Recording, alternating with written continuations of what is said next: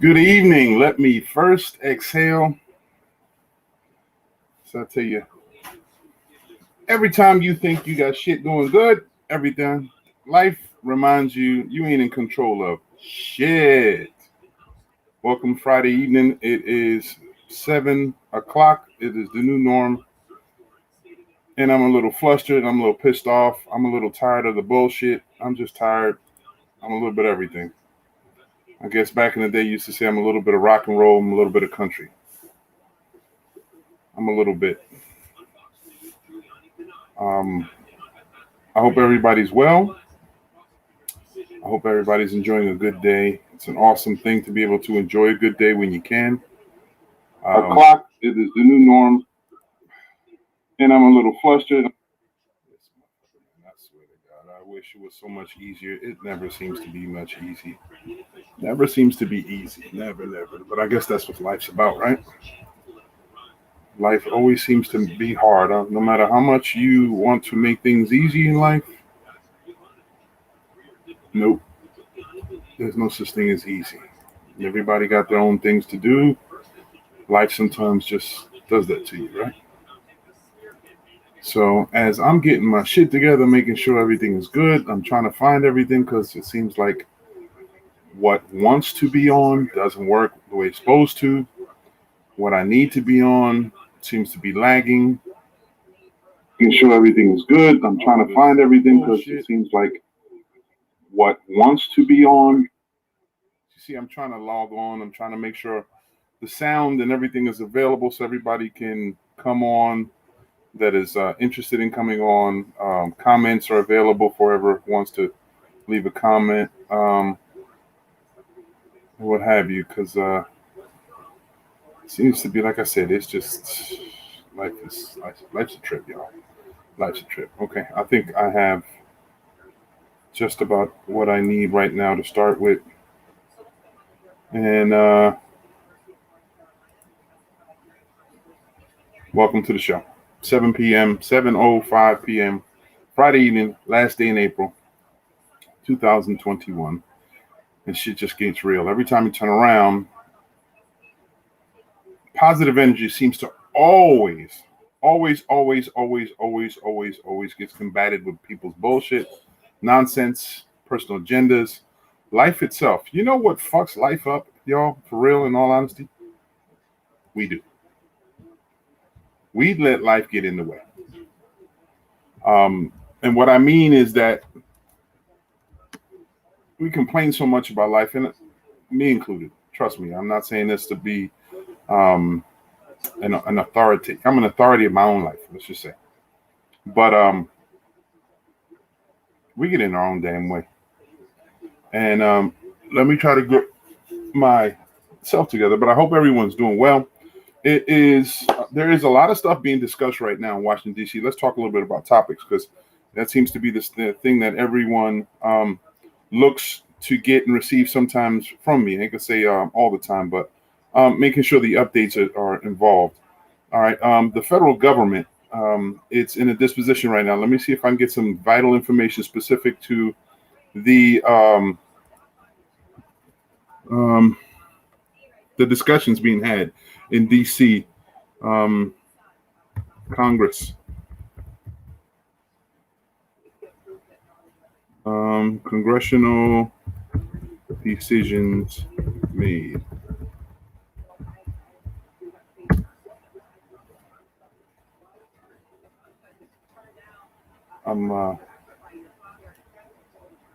First off, you're gonna see me go. My head is gonna go up and down. It's gonna back and side because I successfully got the studio together, y'all. I've got the studio together. I got multiple monitors going on. I've got lights. My microphones. This is not rinky-dink shit. This is all what I can afford. But I invested a couple dollars. Invested a couple dollars because you have to invest in things that you truly believe in. You have to put in your money where your mouth is. And I'm hoping that all this stuff pays off because we invested quite a lot from what little we had to try to get this together. And I'm appreciative to my wife. She's very supportive. She's the associate producer on this. You'll see her back and forth. She's the one communicating in the chat rooms on Facebook and tries to make sure she puts the information together possible on the chat room for those that are in there. Sending what's up, Marino. What's up, brother? How are you? I'm hoping everyone is blessed. Everyone's healthy down where you are. I think last time I checked, you were in Delaware. But you still got sand in your shoes. You from Lang City, you know how it is. Inlet born, raised, that type of deal. Well, I'm not gonna say inlet born, but raised. We were raised in the same community, represent the same people, and we love one another, man. That's my man. Marino, good people. Anyway, let's see what I can do as far as gathering information, recent information as far as the Congress is concerned. Fuck Trump. We're not talking about Trump. I swear. Google sometimes is the worst location to try to get information for important shit.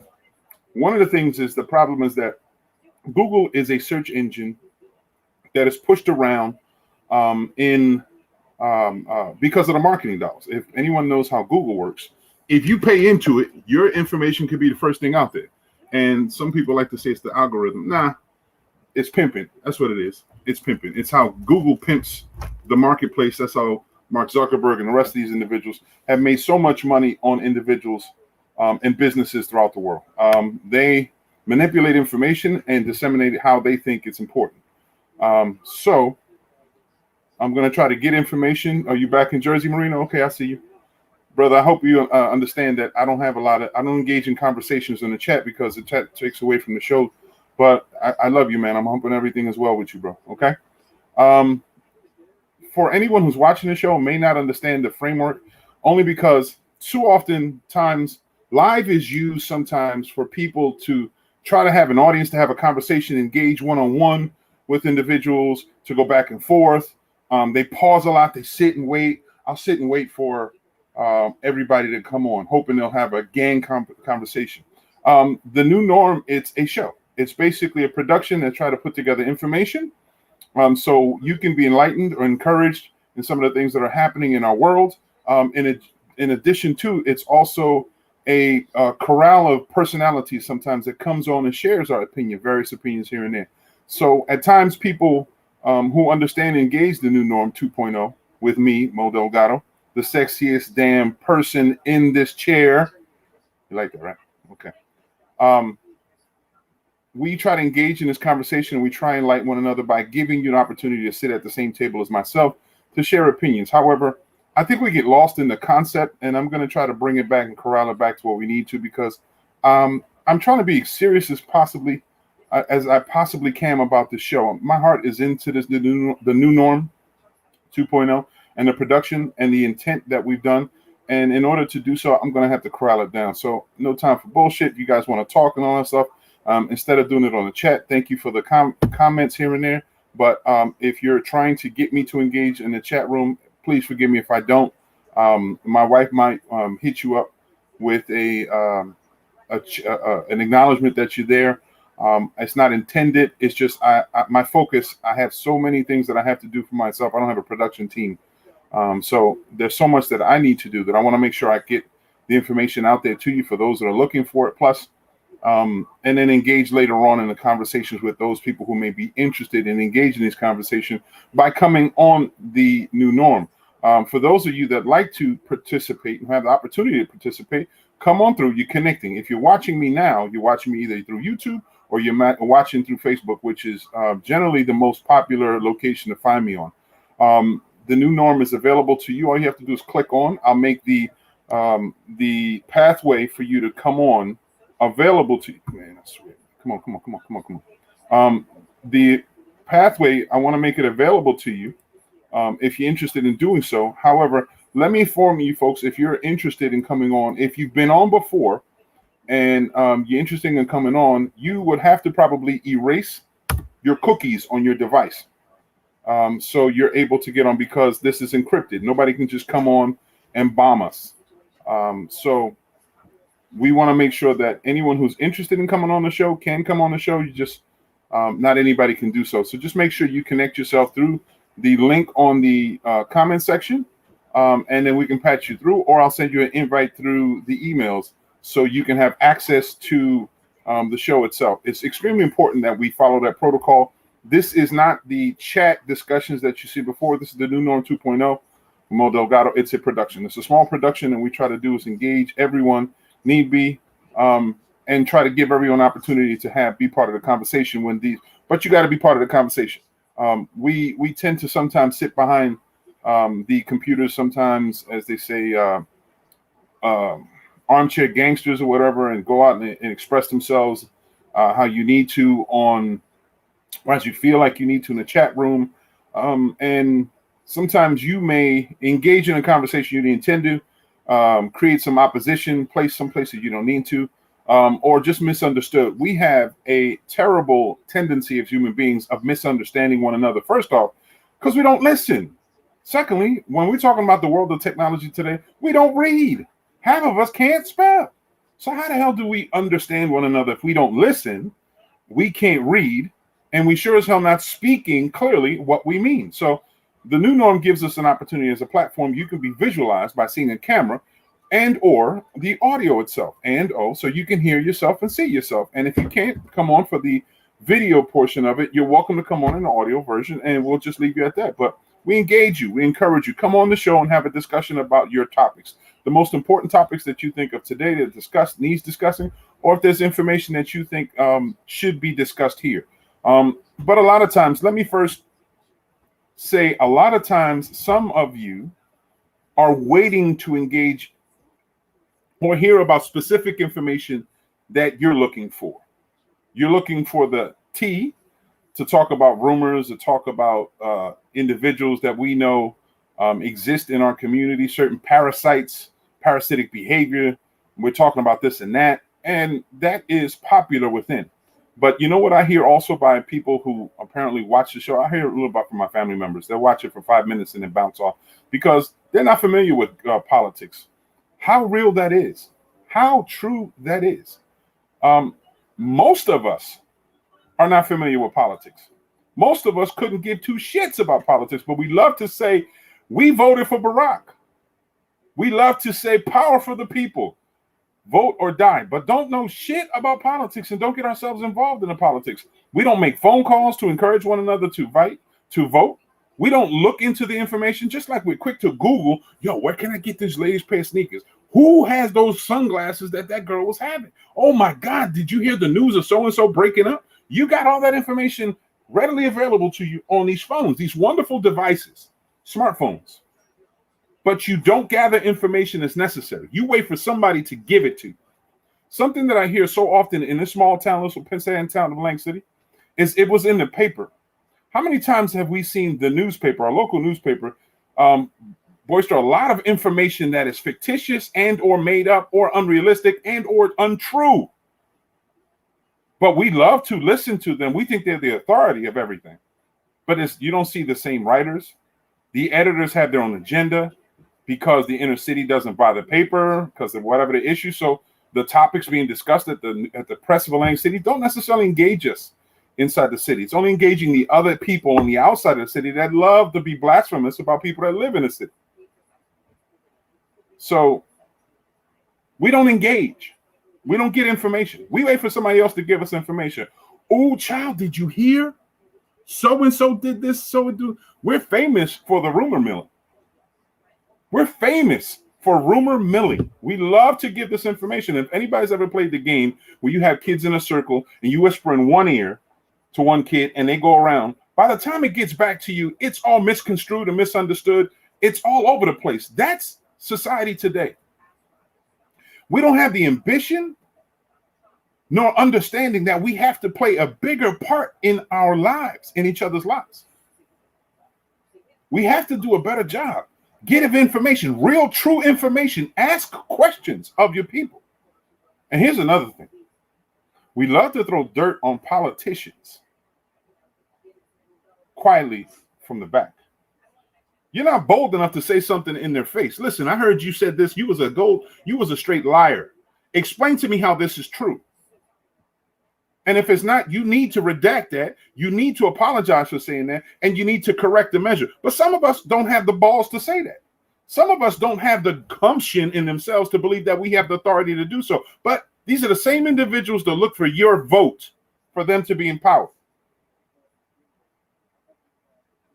You're the one in power. You forget that.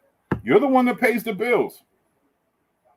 I'm an elected official, and I'm constantly telling people all the time, I'm not the boss. You're the boss. I have my ideas, but I have to be the conduit, the carrier of your message and the things that are important to you. And if you don't give it to me, I don't mind read. But however, I'm still asking questions. Some of us are just too damn lazy to do it upon ourselves. Some of us think that who the people that we're elected should be carrying that flag for us all the time. Now we're talking about human beings. Human beings that continuously have proven to fail us every generation. We've had people that we've believed in temporarily. I ain't gonna say all the way, because some of us only believe because of the opportunities they afford us. And you can see by the camps of people, political camps that are developed, and the people there. Look into their money, see where they get their jobs, see who's paying them, and you'll see they're in it for themselves in their pockets. They're not in there for you. While you're struggling, worrying about paying bills, and because you don't care about politics, oh, they love to abuse you and use you. You're part of that whole statistics that they talk about. Instead, you can be making noise. You can make some phone calls. You can encourage and support different initiatives in the community. It ain't just about you, it's about us. And if we all share in this thing called life, as Prince once said, maybe we can enjoy the same music instead of letting someone else keep robbing and lying to us. And then all we got left is a bunch of complaining ass people. Let's show some love. Let's be realistic about the situation, okay? I can't drink this. I'm going to choke on a fucking boba.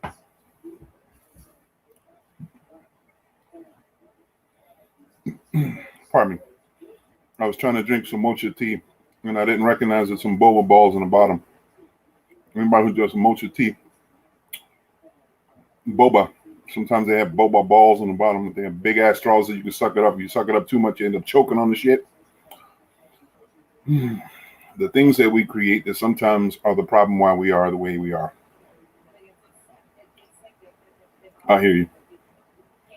Well, folks, as I said before, I'm going to follow up on this, and then I'm going to try to digress and do something a little bit different. I want to talk about some things that are good in the community, or some things that are good all the way around. I think it's necessary, but I have to purge myself of what I'm feeling right now, and I think everyone needs to do so. The same thing. We have to purge ourselves of the negativity that's around, because it so easily engulfs us. And me, myself, I've been a receptive of so much negativity for so long that it's affected my heart. It's affected my life. It's affected me so much. But this is not a boohoo story, because I chose to put myself out there, right?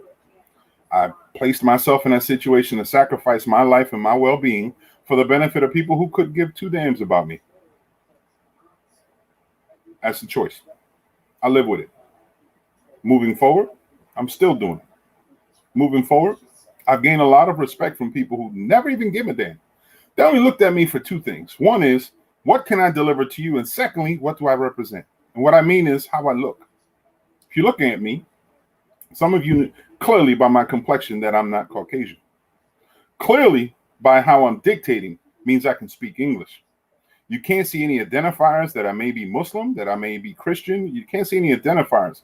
You can see there's complexion on me, but can't say where my roots are coming from. But if you've spoken to me, you know clearly that I'm a proud black man who's African. But I'm also Taino, who a proud Puerto Rican as well. As you can see the flag behind me. And if some of you have an issue with that, that's your problem. I've tried to educate a lot of individuals for you to identify that there's a difference between race, ethnicity, and culture. But universally, what brings us together is the truth that we're all African in origin. We all come from the motherland. And because we do so, we're all related. So I say to you, hey, cousin, where you been? How you been?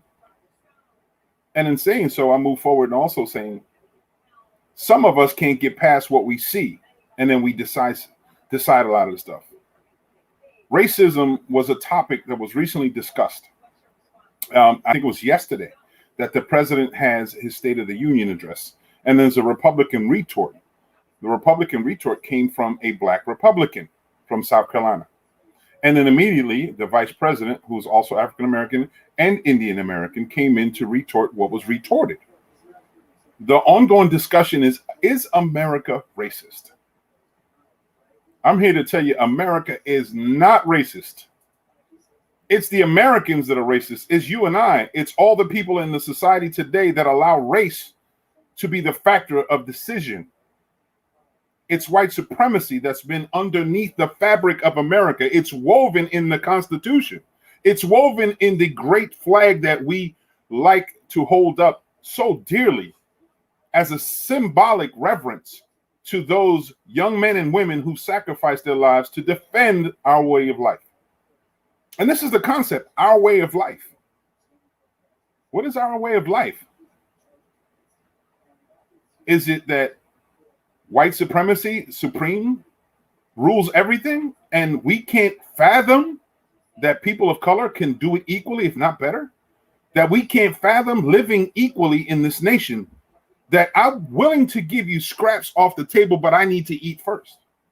That's the America, the true America that we seem to live in. So I say America, the concept is not racist. America, the concept, is filled with opportunities. America, the concept, is something that I hold dear in my heart. But I'm not foolish to believe that it carries itself. It takes us, those of us who are proud Americans, to promote what's good in America. And that means opportunities for all. That means everyone has a solid chance and opportunity to live joyously. So their pursuit of happiness is not broken. There's no barrier in between. So everyone has an economic opportunity, an education opportunity, an opportunity for good health.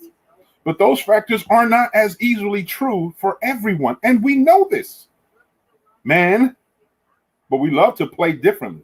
Some of us are ignorant, and we choose to be ignorant because sometimes ignorant plays is real easy.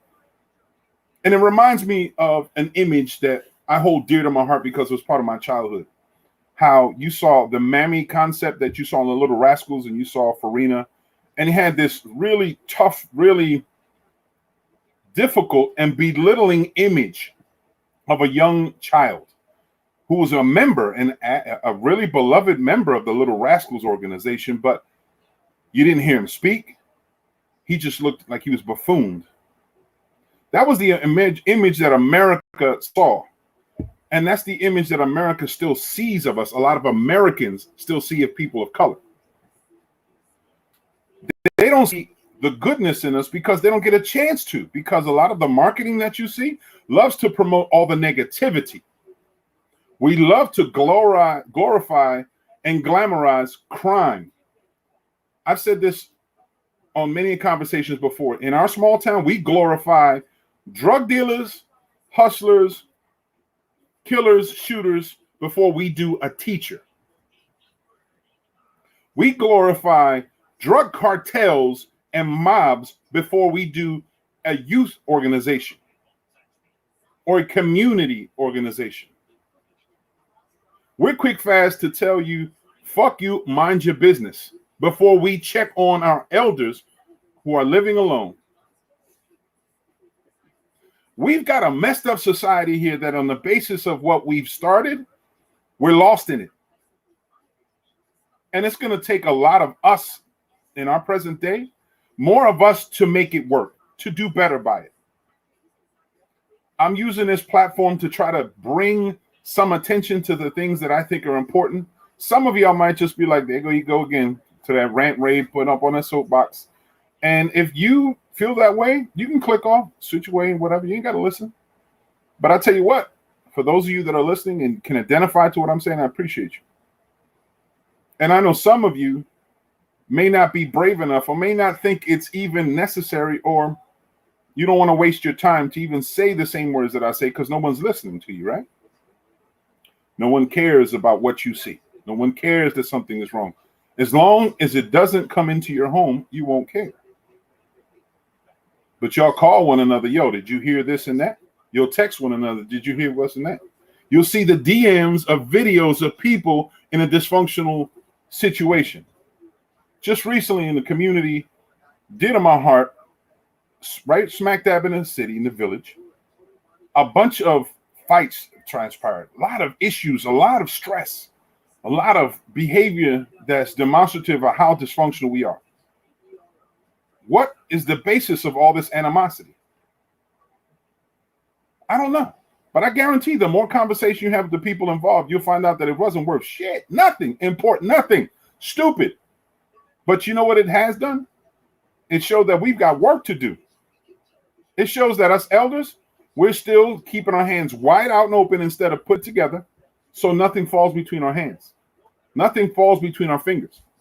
Some of us have got our hands in our pockets because we're so busy trying to make money that we forgot that we're supposed to have one hand out trying to help one another. And when it's out, it's closed so nothing falls between our fingers, because ultimately that's how we hold hands in society.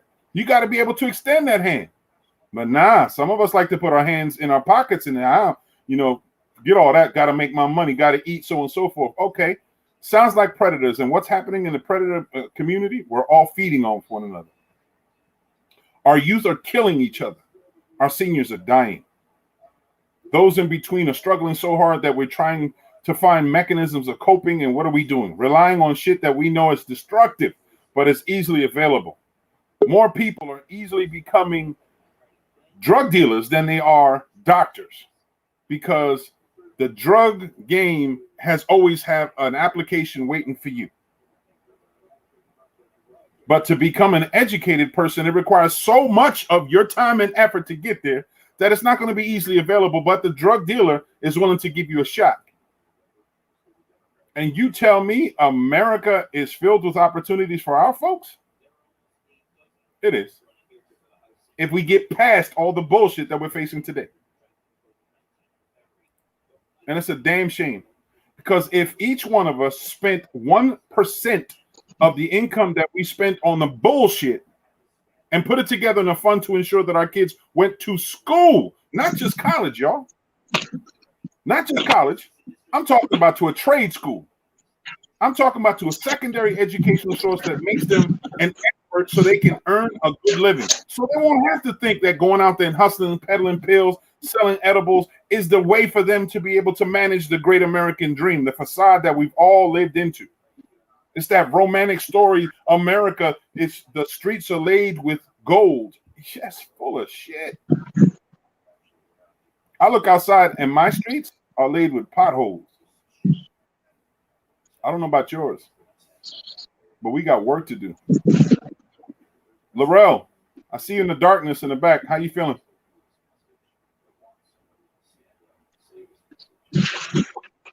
Hi. Laurel. Yes. So, can I hear me? We can hear you. Oh, hello. How are you? I'm okay. How are you? I'm good. I'm just getting in from work. Worked another 12 on my day off. Okay. All right. Let me pose this question to you. You ready? Shoot. You think America's racist?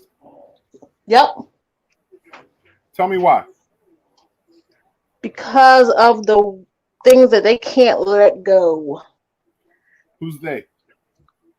People in general, white people, black people, Hispanics, all in general. They can't let it go. They can't let the color of our skin go. What do you mean by letting it go? Getting over it.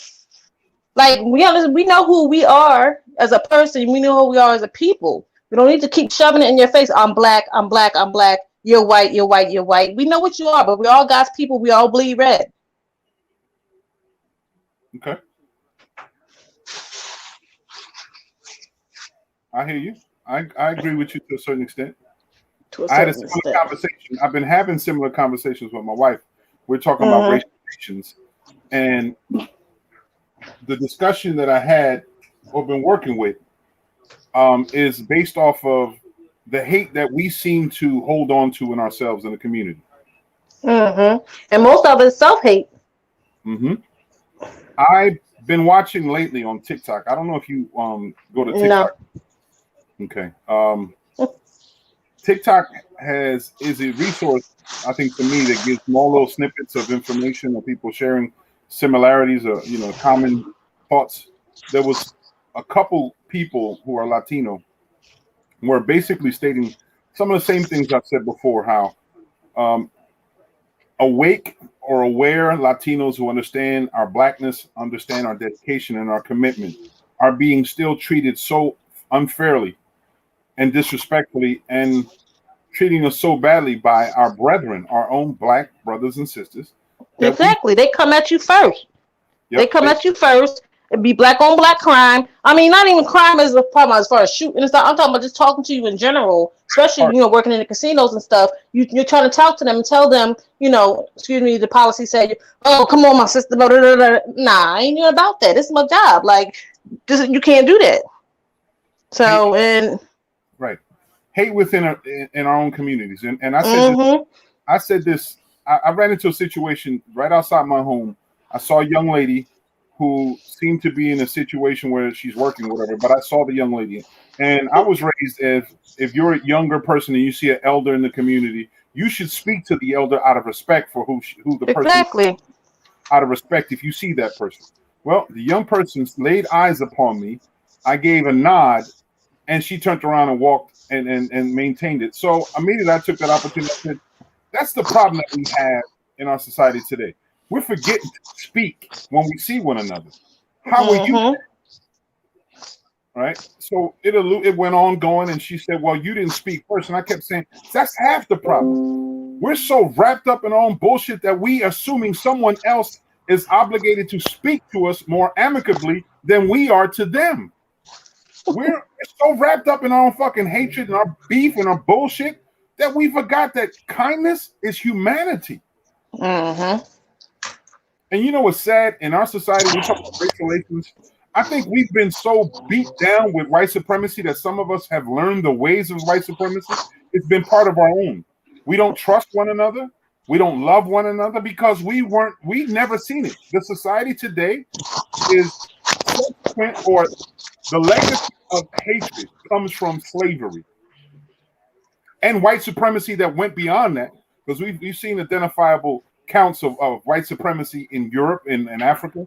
Just finding out in the 1800s, a big old 13 different nations decided what they were going to do in Africa without one African being involved in it. And it was greed. And it basically started with Leopold out of Belgium. These are individuals. There was so much hatred and bigotry and hatred and violence, vitriol violence, and not a respect for life coming from the European nations that it basically trickled over to this side because Europeans came here. Mm-hmm. And we, as black people, we as African Americans, as they labeled, are smart people. You know what I mean? The trades, most of them are the trades. They can build, they can provide. And most of it comes naturally. You don't have to really be taught. You're shown, and you do. So that's why the slave owners took a bunch of our men out of their villages and things like that to build what they couldn't because they didn't know how. Mm-hmm. In certain instances, you're right. I believe it. The dynamic that I'm living with right now is the reality of what the hell can I do to help try to encourage love within one another. Just keep doing you and not get discouraged because the people, especially the young people, they're not being taught this because they're being raised by young people themselves who weren't taught that. So it's a cycle, an ongoing cycle. It's an ongoing cycle. So just got to keep putting it out there, my brother. Well, I know it's part of my DNA anyway. That's how I was raised. That's how I was born. Always been never exclusive. Like meaning, I don't exclude everyone. I include everyone. My world is beautifully colored in a myriad of different colors. That's where my world is colored. I'm not ever going to say that one group of people should live better than others. Nah, I think we have enough space and resources in the world where we all can live handsomely off of it. But also the same type of person who ain't afraid to call vitriol out on his name. I'll call you straight up what you are. If your hatred is coming out on me because of how I look, then I'm gonna give you the same energy back, straight up, with love. I mean, you look at my family tree. Whoa, what's that echo? Nikki, it's your volume. You're gonna have to turn it down. How you doing? Good evening, sister. Good to see you. Hey, Nikki. Hello. We got all shades of brown, black, white. Like you don't know where basically where we came from or who the slave owners were. I mean, I knew my great grandmother was a daughter of a slave. Yeah, we know this, but like 3 grades maybe. But the shade, the color chart on my family is off the charts. Right. So for me to hate someone who's darker or lighter than me, it's like me hating my own family members. But that's exactly the case. I think Mm-hmm. some of us, and I say this jokingly, but I say some of us, and this is a conversation. Let me first say this as a preface to the thing. Folks, if you're watching this and you're not necessarily within the culture or the race of the people talking, it's okay because you're family also. But you're outside of the network of understanding, and it's unfortunate. Please try not to judge what you hear, but try to understand where it's coming from. We're all family universally. However, some of us are treating each other better than our own. So we're trying to get to it. And one of the issues that I know that I have is I'm trying to be better and I'm trying to do better, right? For myself and for those around. I try to excuse the shortcomings of human beings around us. Um, but I get reminded consistently how sometimes motherfuckers don't care as long as they get what they want. But they want when they want it exactly. And that's that predator mentality. And again, isn't that an example of white supremacy that's been instilled in us? As long as Like we get what we want, we don't care who has to pay for it. And history proves it. Every situation, every drug cartel has used people of color or those enslaved and indentured to do their dirt for them. Every situation, every pioneering country who came in and colonized a country has used the oppressed people against its own. We're still doing it. still doing it. Cause Yeah. when I told you, I started DoorDash.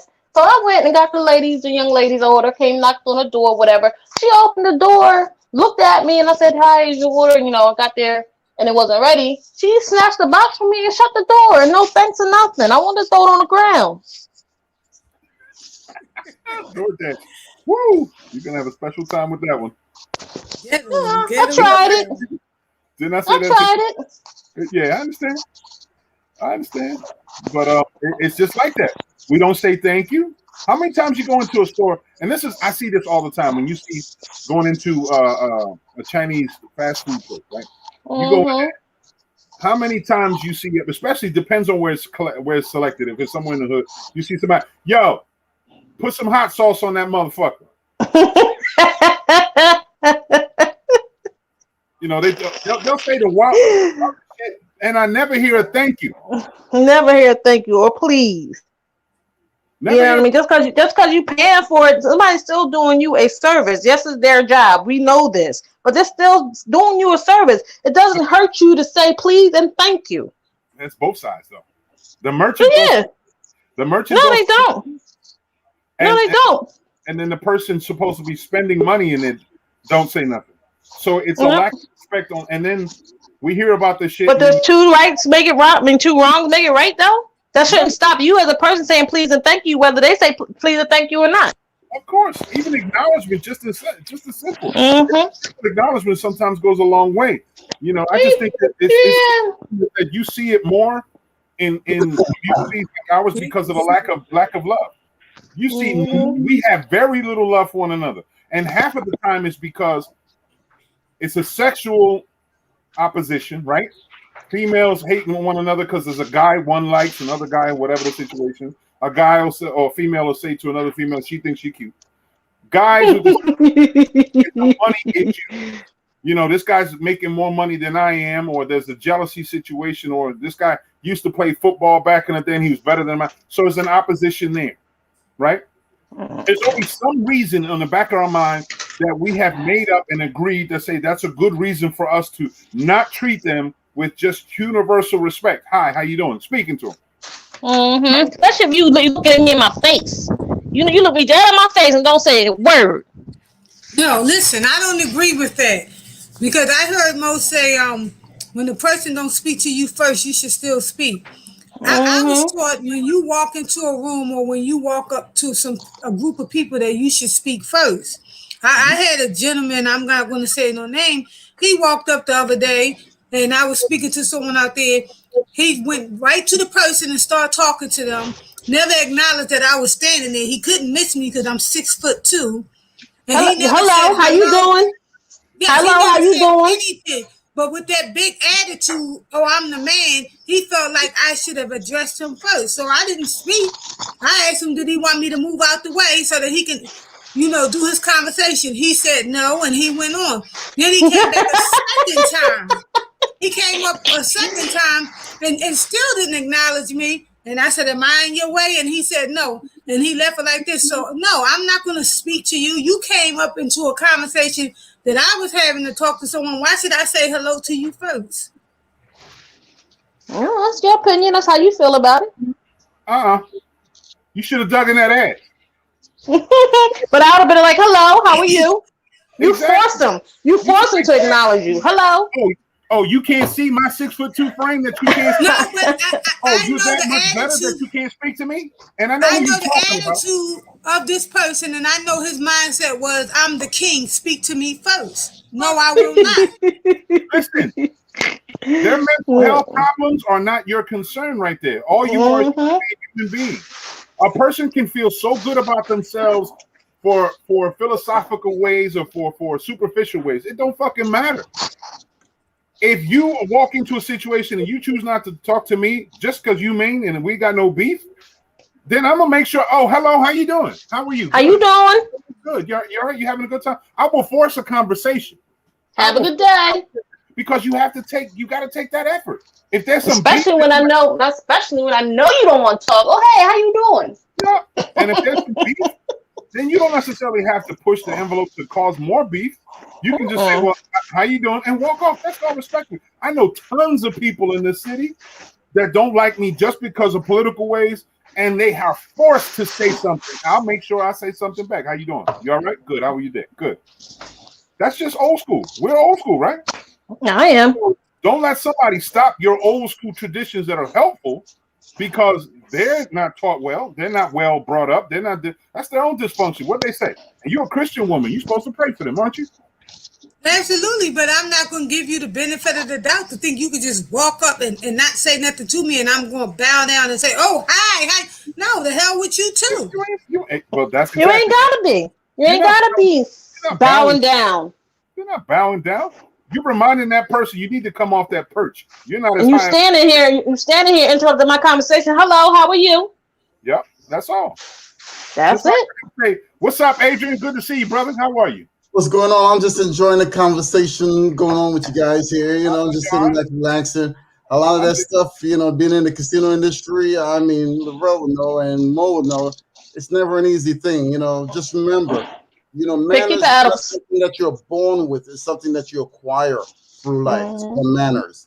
Yeah. You're not born with manners. It's just like racism. You're not born a racist. You actually, learn to be a racist.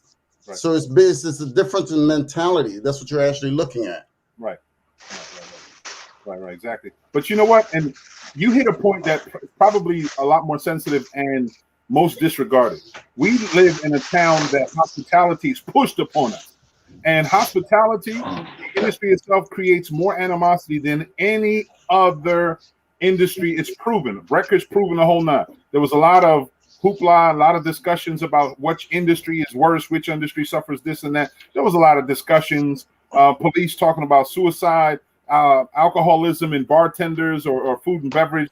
There's a lot of true reports about this and that, but the reality is when you are forced to always be kind, when you are forced to do so, you tend to be reserved and don't want to be kind outside of it. You choose to be a little this because we're human beings. We have different emotions. And if we're not allowed to explode, we'll explode different ways, right?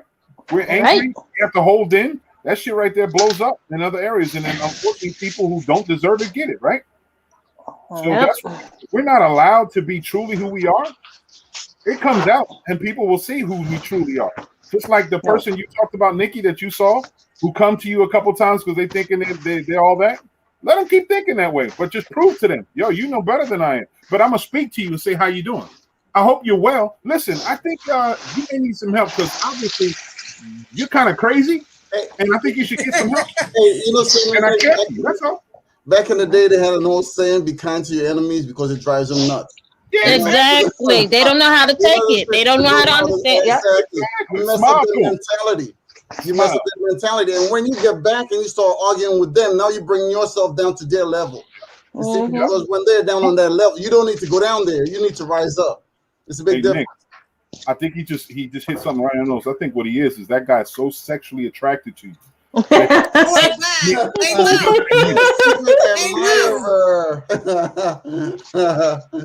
have to rise up, and you already rose up because you're 6'2", so you're way above your terrain over him. So make it 7'3" and call it a day. You see each other eye to eye.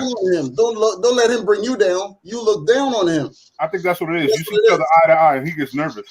Yeah, so he tries to stay away from it. Yeah, because like I said, when you're that tall, the bottom line is a lot of people get intimidated. Exactly. They get, men do the same thing also. A lot of tall guys. I'm 6 feet. A lot of short guys. They don't like me because of my stature. They have to. Are you that tall? I've never seen you stand up. Yeah. 6 feet. Yes, he's 6 feet. Let me ask you a question. It's this guy I know. I consider him to be weak. What's the problem, bro? And I could be intimidated. I'm very loud. I just speak loud and everything. So every time we get into a conversation and it's something that I'm hyped up about, I start speaking real loud. And then he tries to always put me down because I speak loudly and everything.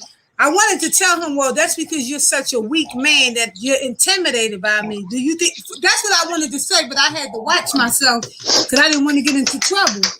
So how do you think that I should address that the next time? You know the thing about it is because the bottom line is there's another saying that says silence is golden. You know what I'm saying? When you actually poise yourself, it goes all the way back to like the olden days during racism. When a lot of the black people have to deal with white racism and stuff like that, you'll just look at these people and walk away and say, "Hey, they're in this house. I'm not even going to bother to." But you might be in this nonsense. You may be in a situation or area where you can't walk away, that you have to stand there. But I'm just tired of him coming at me. Once I start, when I'm talking about something, especially when it pertains to helping a person, I get like real energized, real loud. I'm like, no, and they don't like that. And then, like I said, because he's so weak, he seems to always trying to call me out in front of people and embarrass me. Like, why you so loud? Why don't you calm down? You so hyped up. It's like he's trying to take my emotions away from me. That's what he's antagonizing you. He's drawing you into his tornado. Is what he's doing. I mean, I've seen that because, like I said, being in the casino industry, money is personal. And when you take a lot of people's money, it gets pretty damn personal. And I've taken from the left side. Some people, I'll give you a perfect example. One time, this one girl was playing on my table, and she lost $20. And she started on my table and started crying. $20. That's just what I'm talking about. This one guy actually says, "Adrian, change this up for me." So I changed up like $50. He gave her the $20 and said, "Don't ever gamble again because this is not for you." You see what I'm saying? Exactly. Crying over $20. Exactly. So it becomes very personal with a lot of people when you're dealing with their money. If you take $100,000, they get personal as hell, calling you names and all. But you have to stand your ground. At all times, you always have to be the bigger person. Don't let them pull you down because that's when you lose the battle. When you lose the battle is when they pull you into their storm, into their hurricane, into their tornado. Right. That's when you lose the battle. So if somebody comes across and being, indignant, you say, "Excuse me, I'm talking. You mind?" You see what I'm saying? That's all you have to say, and they'll catch themselves. You don't have to say much. I've been there many times on that side. I know exactly because at times a lot of dealers take a lot of nonsense and they don't walk away. They don't say nothing. I've seen dealers actually literally cry, because of being, the stuff that some of the patrons put them through. So I've seen it. I've seen the best and the worst of mankind. Let me give you a different perspective. All right. Think of it this way. Sometimes in a situation where a human being engages, right? And when they engage, sometimes they've already lost in their conversation. So when they're engaging and they're hearing somebody bring an opinion that obviously is encouraging them to come out of their comfort zone, they will fight to stay the same. They will fight to stay in that shell. Preach. And when they fight to stay in that shell, they fight and they come at you personally.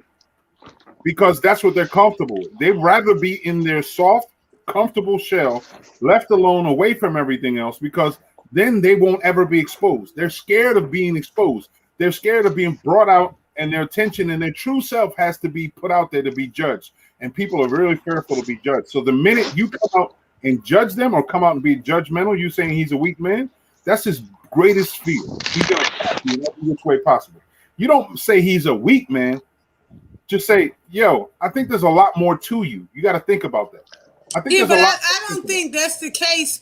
My thing, what I think is he doesn't like problems. He feels like, okay, I got don't 99 argue. problems.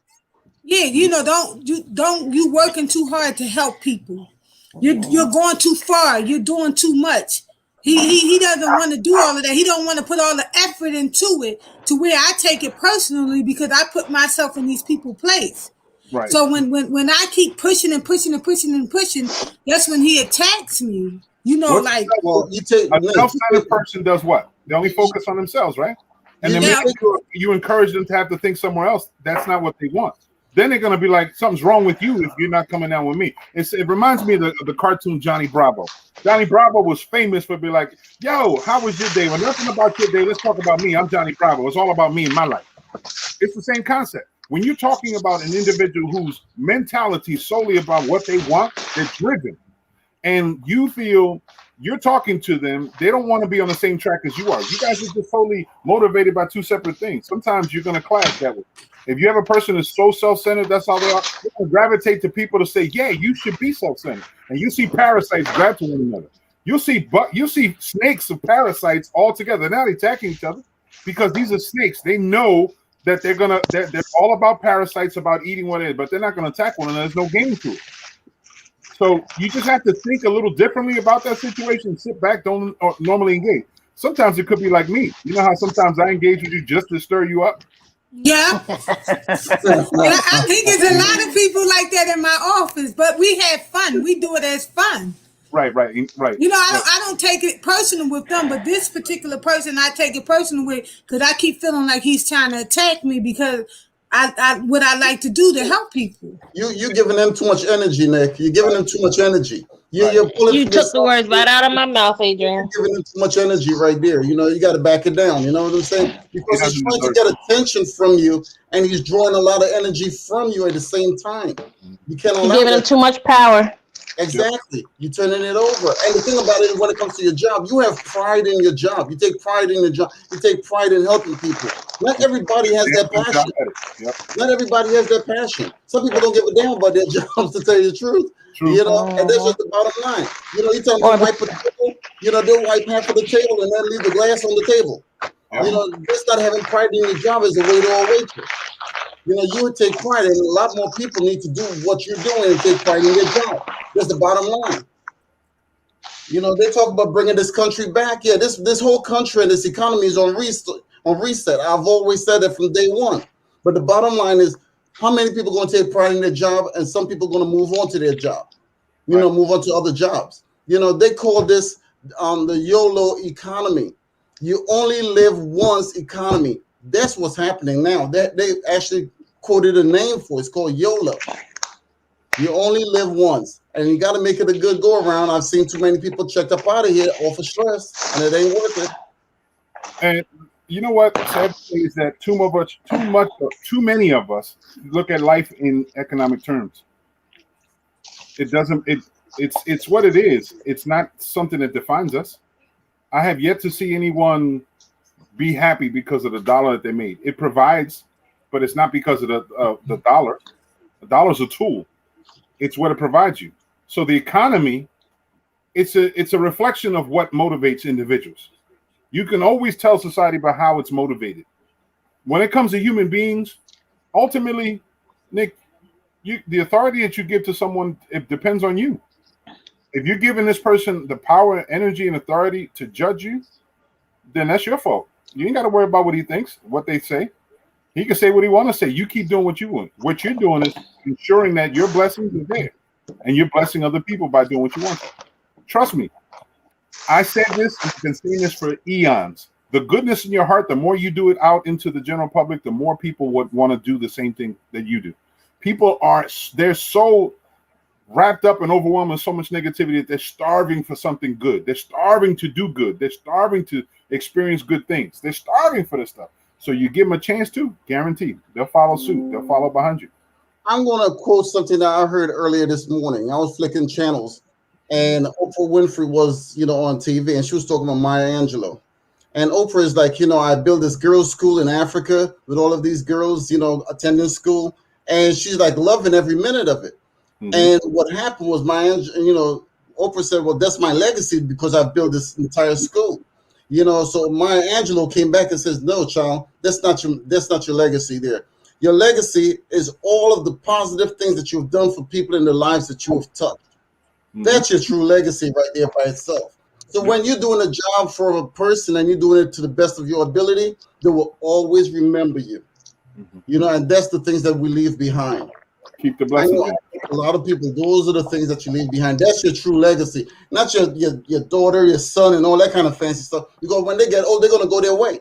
Yep. They're going to go their way, and someone won't even remember. If you leave a fortune behind, they're going to pillage the fortune and call it a day. The true legacy is the number of people that you've touched in your life on a positive note, and they will always remember you for the rest of their lives. Yep. Listen, I want to try to reel it back into something that I started out with Laurel in the beginning. Now that y'all on, I want to ask you a question. This is based off of the discussion that's happening on the national agenda right now. Is America racist? What's your opinion, Nikki? Is America racist? I think so. Yes, absolutely. Everything that is going on in the world is always about color, or what race you are, or even to the fact that what gender you are. People don't respect you because of your color, or if you're a man or a woman. They put you in categories. I think everybody is put in different categories, and we're not as a whole. So yes, I do. Okay, I like that one. What about you, Adrian? What do you feel? You think America's racist? America was founded on racism.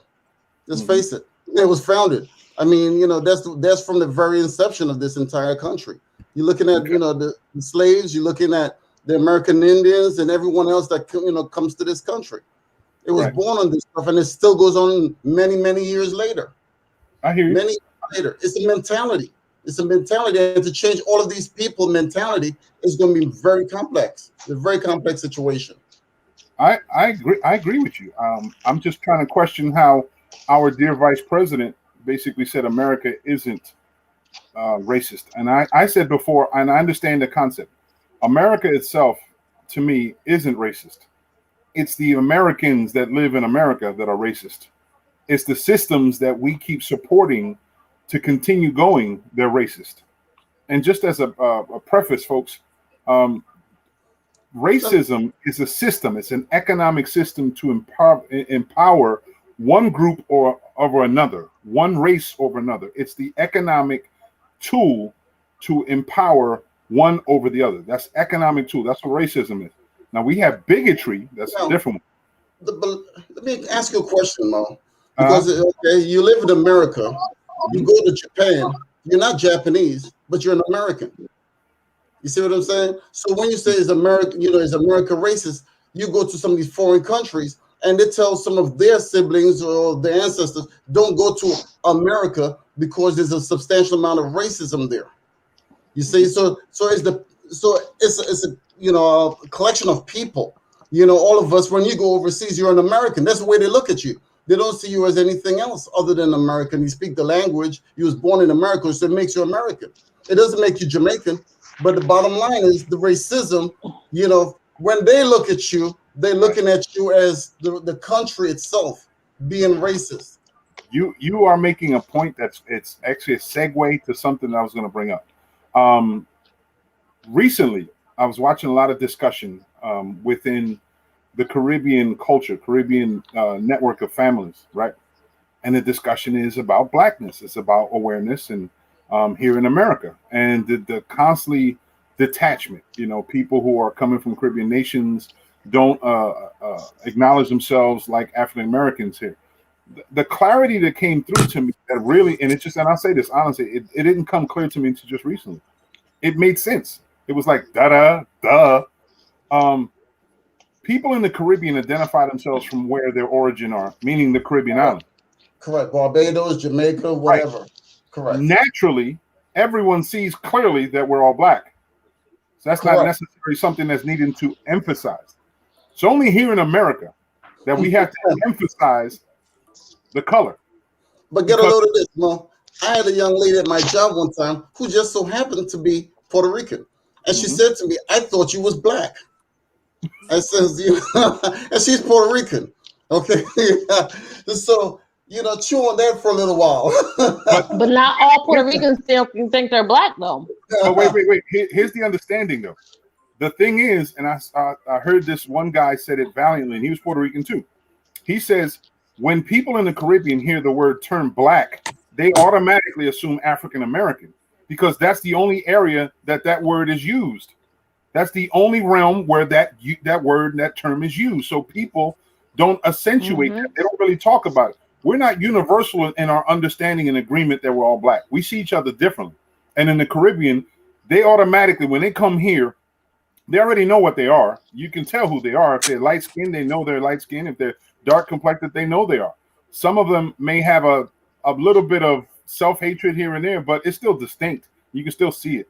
It's just how we as Americans look upon the people who are in the Caribbean. We'll look at them, oh, you think you're better because you're this way and that way. No, it's just that's their mentality. That's how they thought. That's the way they think. They don't share in the same history, legacies that we do as people in America, as black people in America.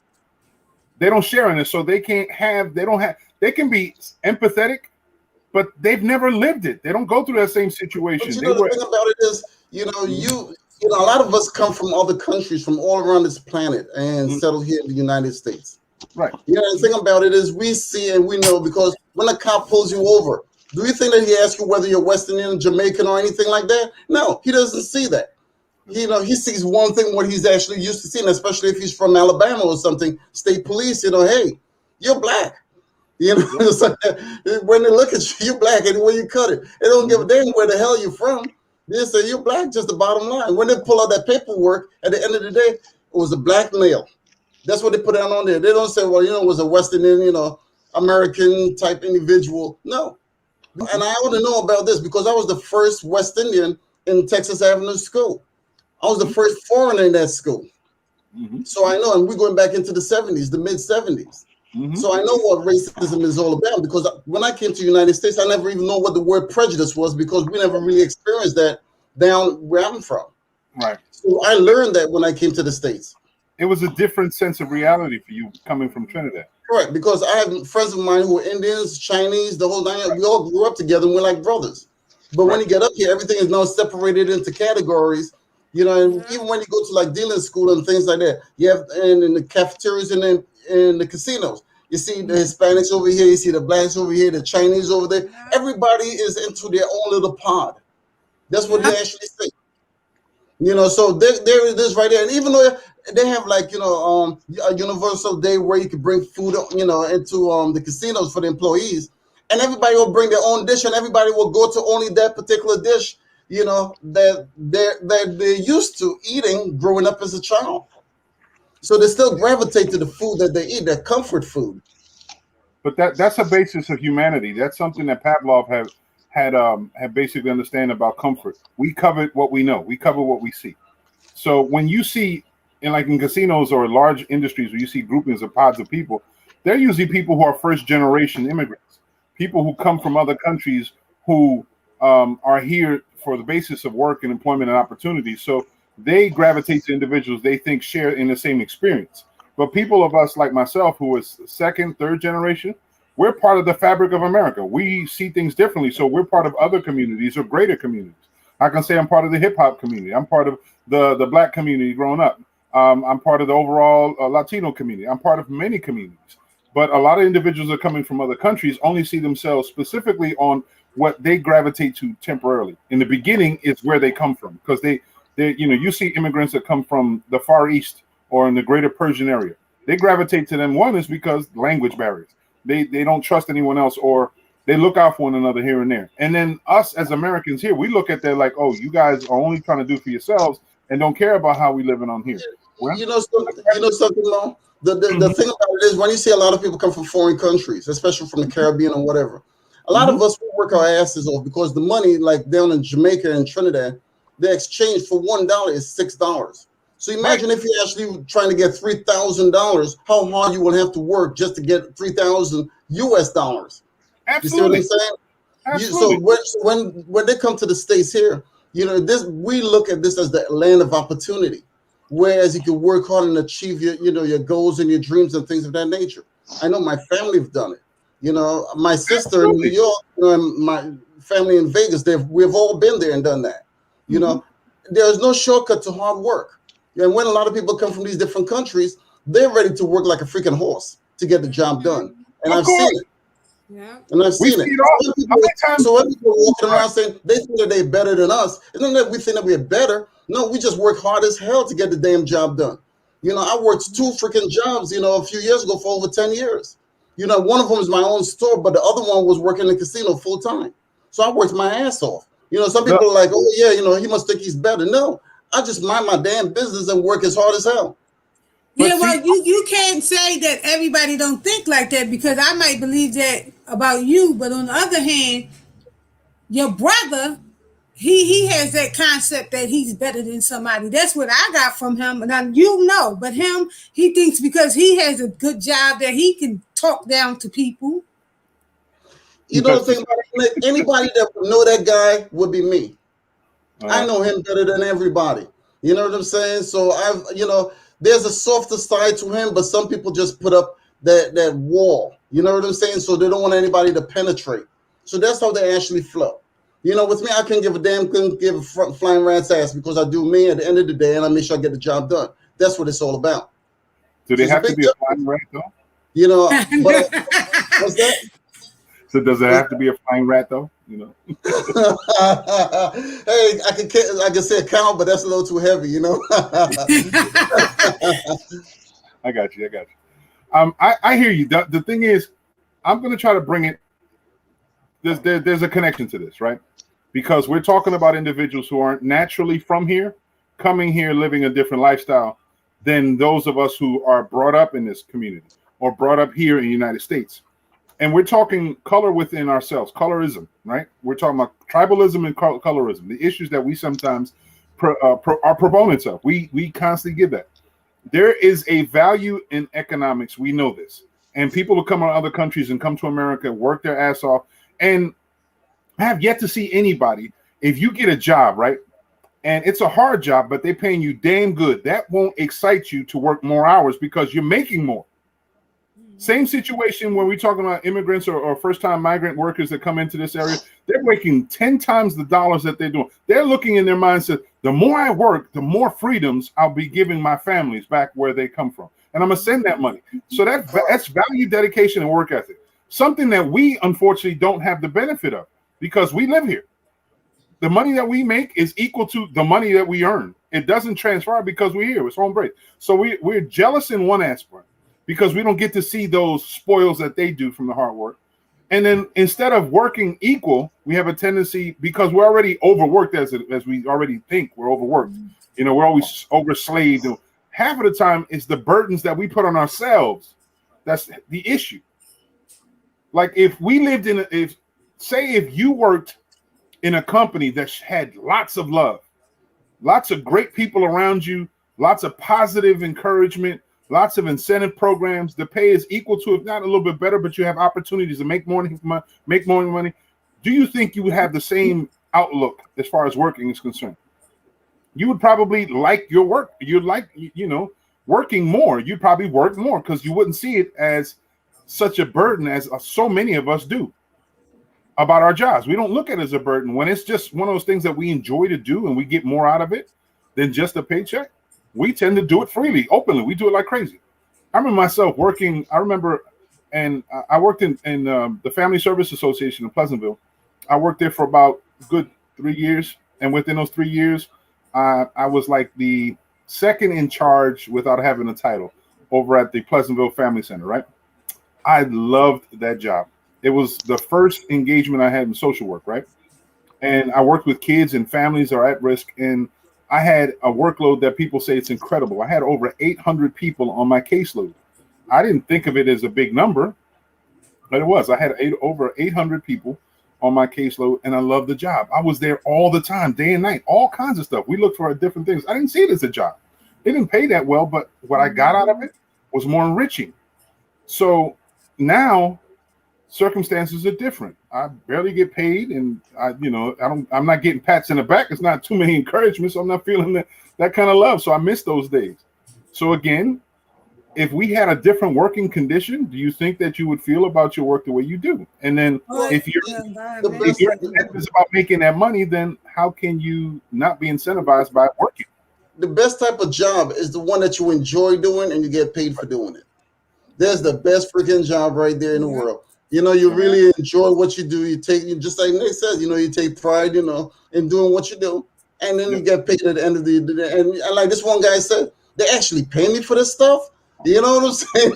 You're making, and I've seen, like earlier this week, I saw another story about this one guy that came from Guatemala, him and his brother, and he came over here. He worked inside of a restaurant, around a lot of cooks and chefs and the whole 9 yards. He learned the entire business, whereas he was able to open up his own business in Minnesota.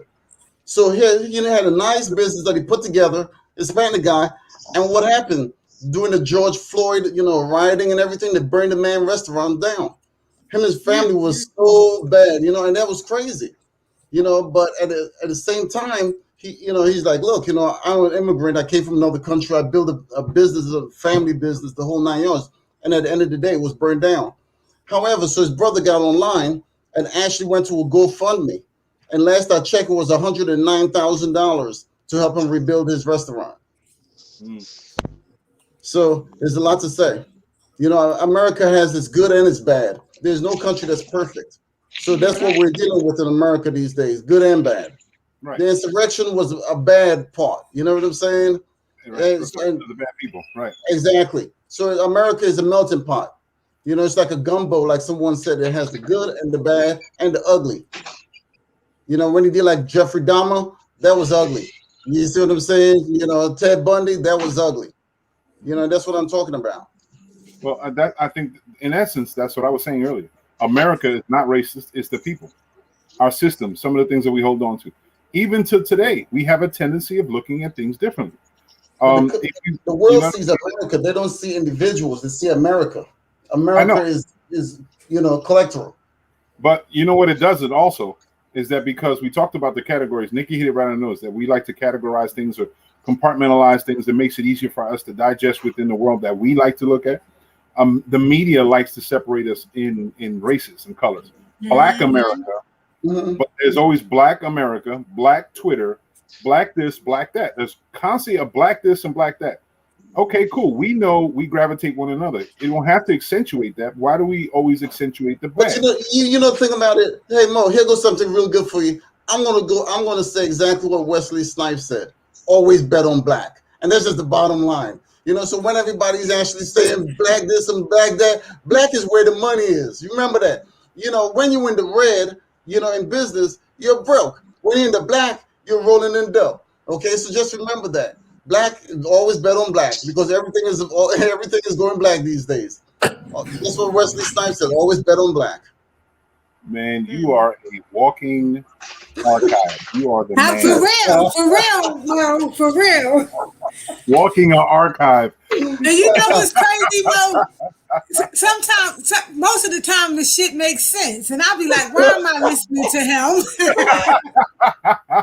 No, he's on point because I remember the minute he said that shit, I said I know exactly what movie that was from. I said I remember Art of War. I was sitting there laughing and joking. I said because there's so much wisdom dropped on us throughout the years. It's just we don't use it, we don't apply it. So you have great sayings here and there. They're right on point. You're right.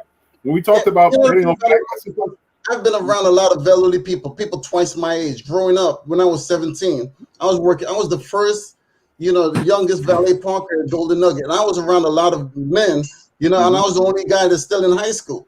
At the bottom line, they taught me a lot. I've learned a lot from a lot of people, and that's the reason why I respect so many people in their travels in life. And that's what it's all about. Never burn the bridges. Don't ever burn your bridges. No. At least not deliberately. Because there's been situations where bridges, some bridges are meant to fall. That's only mean because it's a better bridge being developed. It's not necessarily just means a burning bridge deliberately. And for those of y'all just don't understand the concept of burning a bridge, don't bite the hand that feeds you. You know, someone's trying to care for you and give you wisdom. Don't stifle them and disregard them. They're trying to give you some wisdom. But Mo, Except didn't you say that earlier this week? I saw you online when you were actually preaching to a mother about her child or whatever the case may be, and as far as respecting all of that kind of stuff. Mhm. You know, so there it is right there. You know, but it also says bring up a child in the way they should go, and when they get older, will not depart from it. You know, Mhm. and that's what it's all about. It starts at home and ends abroad. Yeah. That's where all of that stuff starts. Yeah, that the comment that or the statement, the line that I went on was basically, and it was more so of an encouragement that was a little aggressive. I'll say that, because it was it was basically a response or reflection on something that I heard Harvey. Sheila Harvey was online and she was basically exhaling and breathing and talking about the problems that she's facing and how, we need to do more and we do this. And she mentioned this and that and about what she thinks she can do to help change things. And I was trying to encourage her that what she's doing could help change and encourage others. So it was more so in support, and I believe exactly what she was saying. And I just did and continue that conversation. And when I went on, and some people like to be lightheaded about the situation. They're like, you shouldn't ever put your hands on your child. That's the problem. If you don't put your hands on your child, you can't Yo, hold them and hug them. Mo, in America, that's controversial. Down on the islands, that's natural. In America, that's Natural in my house controversial because too. typhus will actually pay your ass a visit. You know, and Hell, I've seen that. you And know I what? know people that work for typhus. You know what I'm saying? Please, I had conversations when working in social work off and on. I've had conversations with directors, program administrators about the same thing, working with doctors, and they said the same situation. They were quick, fast. They're like, look, if you're a good parent and parenting, you parent on. Parenting takes that sometimes. It requires you having to get aggressive. Sometimes it Mm-hmm. doesn't make you a bad parent. It means that you care. If you're crying and you laying hands on your child, you're not sitting up there turned on and exciting. Then you're really sacrificing. And that's the things that people don't get it. I was really enamored this whole situation because you know what I'm tired of seeing? I'm tired of seeing parents act like friends. I'm They not want to your be friend. not hell no. I told my What son you this say they got proudly. Facebook with their kids? That's why I'm they're on not your Facebook with their friend. kids because it's friends. You Mm-hmm. know what I'm saying? What do you You said, mean? hey, I have relatives that won't even be, friendly. Yeah. You know what I'm saying?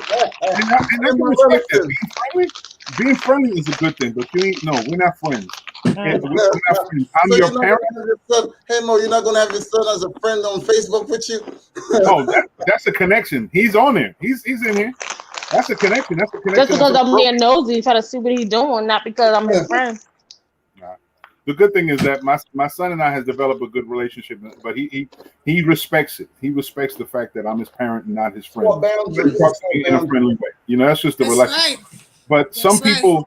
some people have you know what it is? Society today is so soft-handed about this. We need to be so concerned with people's feelings because mental health. Yes, we understand that, but we're talking about Grow a generations, set. generations upon generations upon generations of people who successfully raised not only their children, but help to raise your children in society and help raise society's children. How the hell we do that? By being firm at times when we needed to, and being considerate and soft and very caring in other times. It's being a myriad to being a parent. So many different emotions and being able to execute those emotions properly. That's what makes a good, sound parent.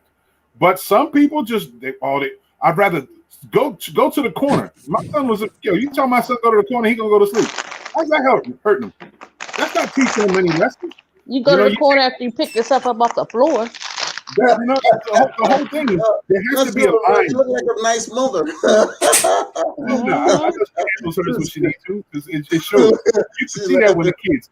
And my wife and I used to joke around. There was one time I remember we saw this one guy, this younger brother who had about 4 children, and they were all they're all young, but they were close in age, and they were very respected. I mean, very almost militant, like sitting there, yes, father, yes, daddy, and the whole nine. My wife's like, see, that's what I'm talking about. And I'm like, I can see it, but I can also see how that's That's very gonna turn disciplined. around. That's gonna turn around and bite him in his butt later. But Yeah, you say that's discipline, but there's also a fine line also that's being drawn there because at times there's abuse behind all of that so-called discipline. discipline. Mm-hmm. Exactly. Yeah. There's a difference of being respectful and of being so controlled to the point where you're scared to make a mistake, or when you make a mistake, or you can't control it because, oh my God, my father, don't tell my father, don't tell my mother. You know what I mean? There's a difference, you know. Correct. My son, we don't rule. I was ruled with iron fist, but you know what I mean. We haven't had to put our hands on our son in years, not since he, was 5 or 6, 7 years old. Because we don't have to. You know what I mean? It's like, boys are hard headed and they won't listen, but at the same time, he knows what's right and he knows what's wrong, and he don't want me to have to get involved. Daggone sure don't want to hear his father's mouth, so he does what he's supposed to do. I understand some of these kids, they run around doing, telling their parents what they're gonna do, what they ain't gonna do. Excuse me. But see, the thing about it is when they don't learn at home, they go out into the world, and it's a whole different ball game. It's a whole different ball game. They don't know how to act. And like all these self-entitled kids out here don't want to be told what they can't do. When you actually apply for a job, and if you don't have any form of discipline, the boss doesn't want to hear you. He will fire your ass like he would the next person. And a heartbeat. It's called consequences. And got somebody else lined up for your job. That's what I told my daughter today. She came home sick 2 days in a row. And then I'm like, you know what? You're going to go take a COVID test. I want to know what the hell's going on. So when it came back negative, I don't want to go to work. I said, let me explain something to you. Right now you're working somewhere where they need you. Soon as the summertime come on, they find other people. You keep calling out or keep going home early, they're going to fire you and you're going to be in trouble. I'm like, you better realize what you're doing. See, right now you only paying the electric bill. I'm going to give you some more bills so you can know what it is when you can want to stay at work. That's what it is. Consequences and responsibilities. Absolutely. You're right on the point. That's She's banking all her money, Mo. She putting all that money in the bank and she thinks she in heaven. Let me give your ass some more some more bills so you can realize. My son asking me for a Google Play card. I said, you just had a $150 card. He's telling my son, can't you get me another one? Where's your money? Oh, it reminds me. I was watching this show, and this judge says this one lady bought her kid 6 cars. Every time he got into an accident and destroyed a vehicle, she buys him another one. End up buying. He don't want one. He ain't want one. She's a fool. She's a damn fool. I would tell you, buy him a bike. Buy him a bike. Man, buy him a pair of sneakers. Tell him to get the walking. That's right, for walking. That's right. Yo, a bus ticket. Let me just say, you know what it's a bus pass and hold your ass. Let's be honest. We come from a society that we're superficial. We're a bunch of superficial asses. We have a tendency sometimes of gravitating to shit just so the equity it gives you. Especially the kids today. Sneakers.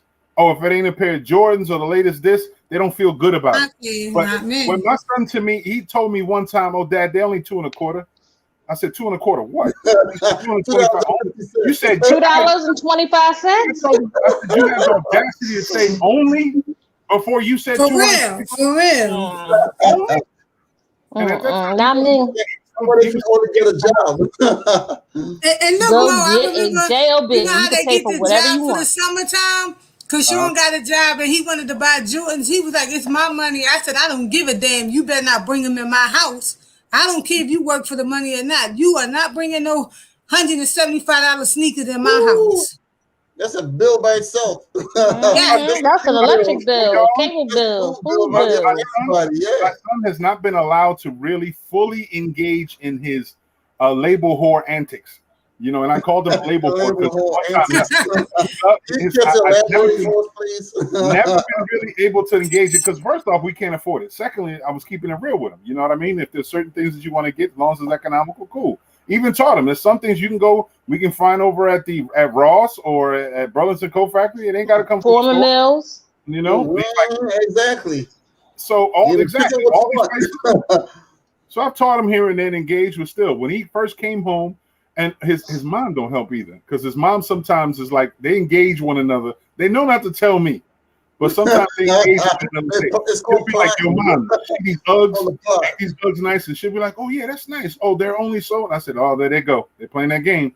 Because I don't play that shit. Uggs are stupid to me. Ain't nothing but damn bedroom slippers. Why are you gonna spend that much money for a bedroom slipper? The reason why they call it Uggs is the short for ugly. Don't you know that? Ugly, exactly. Well, It should have put an F in front of that. Fugly. I don't agree with that. Besides that, Your value to your opinion. when's the last time anybody in Australia have ever needed a pair of shoes with that much padding made behind that type of leather? They don't, because they don't make it for us. They No, make I it see for them wearing Uggs in the summertime. What are they doing with Uggs in the summertime? knuckles. That's Their only feet the don't mess other up. people. You know we don't do that. The other people do. Yeah, that. we do. In front, yes, we do. I've seen quite a few. Yeah, You go to summertime, summertime, you might see a couple. And they walking around with them fuzzy slipper looking things. And the Them pajama Uggs. pants. Yeah. Then But you know where they from. But then they go to the supermarket with their pajamas on. You know what I'm saying? Uh-huh. That's the one that Wait, pissed me off. pajama pants, Uggs, and a bonnet. It's like, yo, And a satin bonnet on the head. Silk bonnet. See what society has come down to. And look, my wife's on there talking about, look, they're so comfy. Look at this bullshit. This is what I keep talking about. This is what I have to fight sometimes. I'm talking about Uggs. They're so comfy.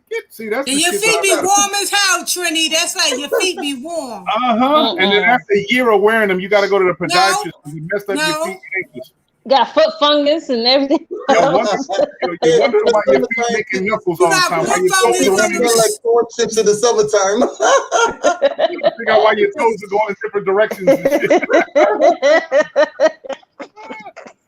But it's comfy. They comfortable. They real comfortable. You ain't got no arch. Your back hurting, legs hurting. Mm-hmm. Oh man. That's I need to go wash my hair. I put conditioner in there. I gotta wash it. Thank you for I thought you was going natural, girl. I was like, well, I am natural, but I just I had crochet braids and I took them out. I put some conditioner in here. That's a little bit more information that we need to know. Hush, I'm talking to Nikki. Hush, hush.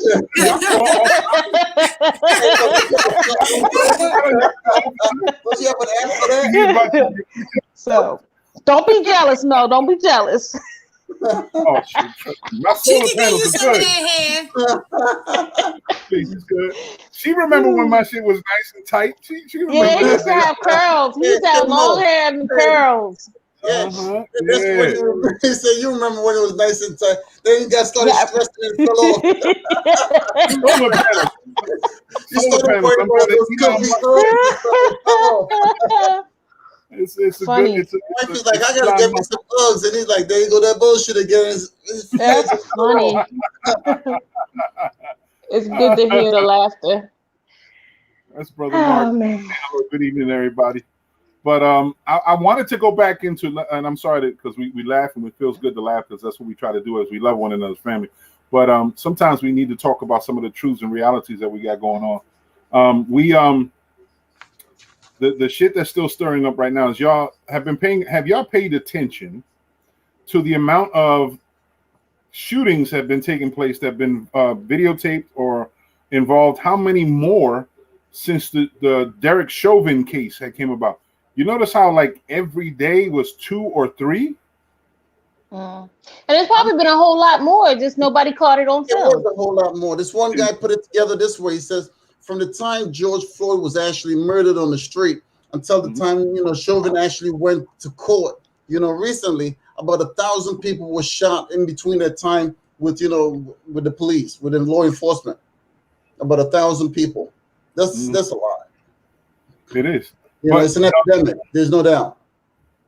You know what? The one thing that, and we talked about this before, there could be a situation where all this stuff has happened before, but because people have access now of video cameras and so on and so forth, we see it. But, excuse me. Thank you. But given that whole situation, the way that things are happening now, do you notice how clever things are starting to change also? The situation with the young man that got killed, and they're only releasing, 20 seconds of a video camera, of a body camera, 20 seconds? There are apparently 5 different body cams available, 5 different body cams The judge says no one outside of the state is going to have access to it. Only the legal team can have access, which I understand that. But they're only releasing 20 seconds of 5 different body cams. What is up? They hiding. They hiding the real problem. They don't want you to Exactly. see. Mm-hmm. It's evident. It's Yep. evident. Yep. No, it's cold hard facts. It is what it is. Yeah. And you know what? It's part of this national agenda, because you notice how in Georgia, the whole thing about the George Floyd Justice and Policing Act, that's getting pushed. But in Georgia, there's so much pushback now that even Leslie, what's his name? The lead Republican, what's his name? Not Ingram. What's his name? Okay, I see him. Mitch McConnell. Mitch McConnell. When they talk about, yeah, exactly. Mitch McConnell, they asked the questions as far as America's concerned. Mitch McConnell says there's not enough racism in America for us to need any more police reform. They don't see that situation. You know, he was bold enough to say this, and all I kept thinking to myself, there's enough reports, there's enough discussion. Anytime you see TV, there's so much. How the hell do these people still live in a bubble? Well, I mean, you know, the thing about it, Mo, you have to remember, because going back in time, I want to take you back into a little bit of history. Because when you're looking at Mitch McConnell, you know, what happened was this, we go all the way back to the, you know, the Anita Hill situation and Clarence Thomas, you know, and that's when Mitch McConnell actually made it, you know, a definite, you know, his job to make sure that they take over the country one way or another in the Senate and run this thing. This is that man has had an axe to grind for the longest time. Mitch McConnell is like, just like you say, he's the Grim Reaper. There's no doubt about it. He's the Grim Reaper. The guy knows how to hold a freaking grudge. And just by looking at him, you can actually tell. He never looks happy at all. He's the freaking Grim Reaper. And his main objective is to bring down democracy. That's his bottom line. When that insurrection went on long, this guy, you know, he went to try to hide here and there. His wife is Asian, and I'm surprised because he's married to an Asian woman, you know, but the way he looks, he's ready to tear the fabric of democracy down big time. White supremacy always loves to bed their oppressed. White supremacists love sleeping with the oppressed women because it makes them feel empowered. You'll see that continuously.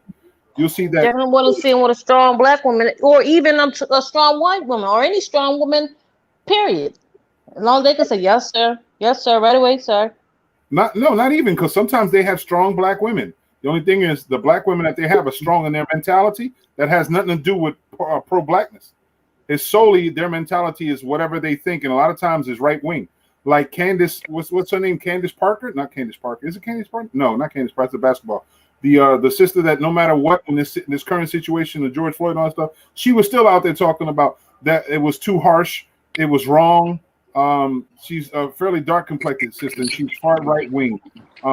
It's individuals like that who are willing to talk that end up being the trumpeteers for the far right white supremacists that are out there. I can't recall the name, but in the midst, I welcome brother Mark Anthony Rasmus in the house. Hey, what's going on, Dre? You all right, brother? Yeah, man. You know, like a poet. You know, like a poet. Hello, Mrs. Delgado. She's on there somewhere. She's in the back. She's in the back. Always a pleasure, Mo. Appreciate you, brother. Let me ask this question. I ask of everybody that was here. Do you think America is racist?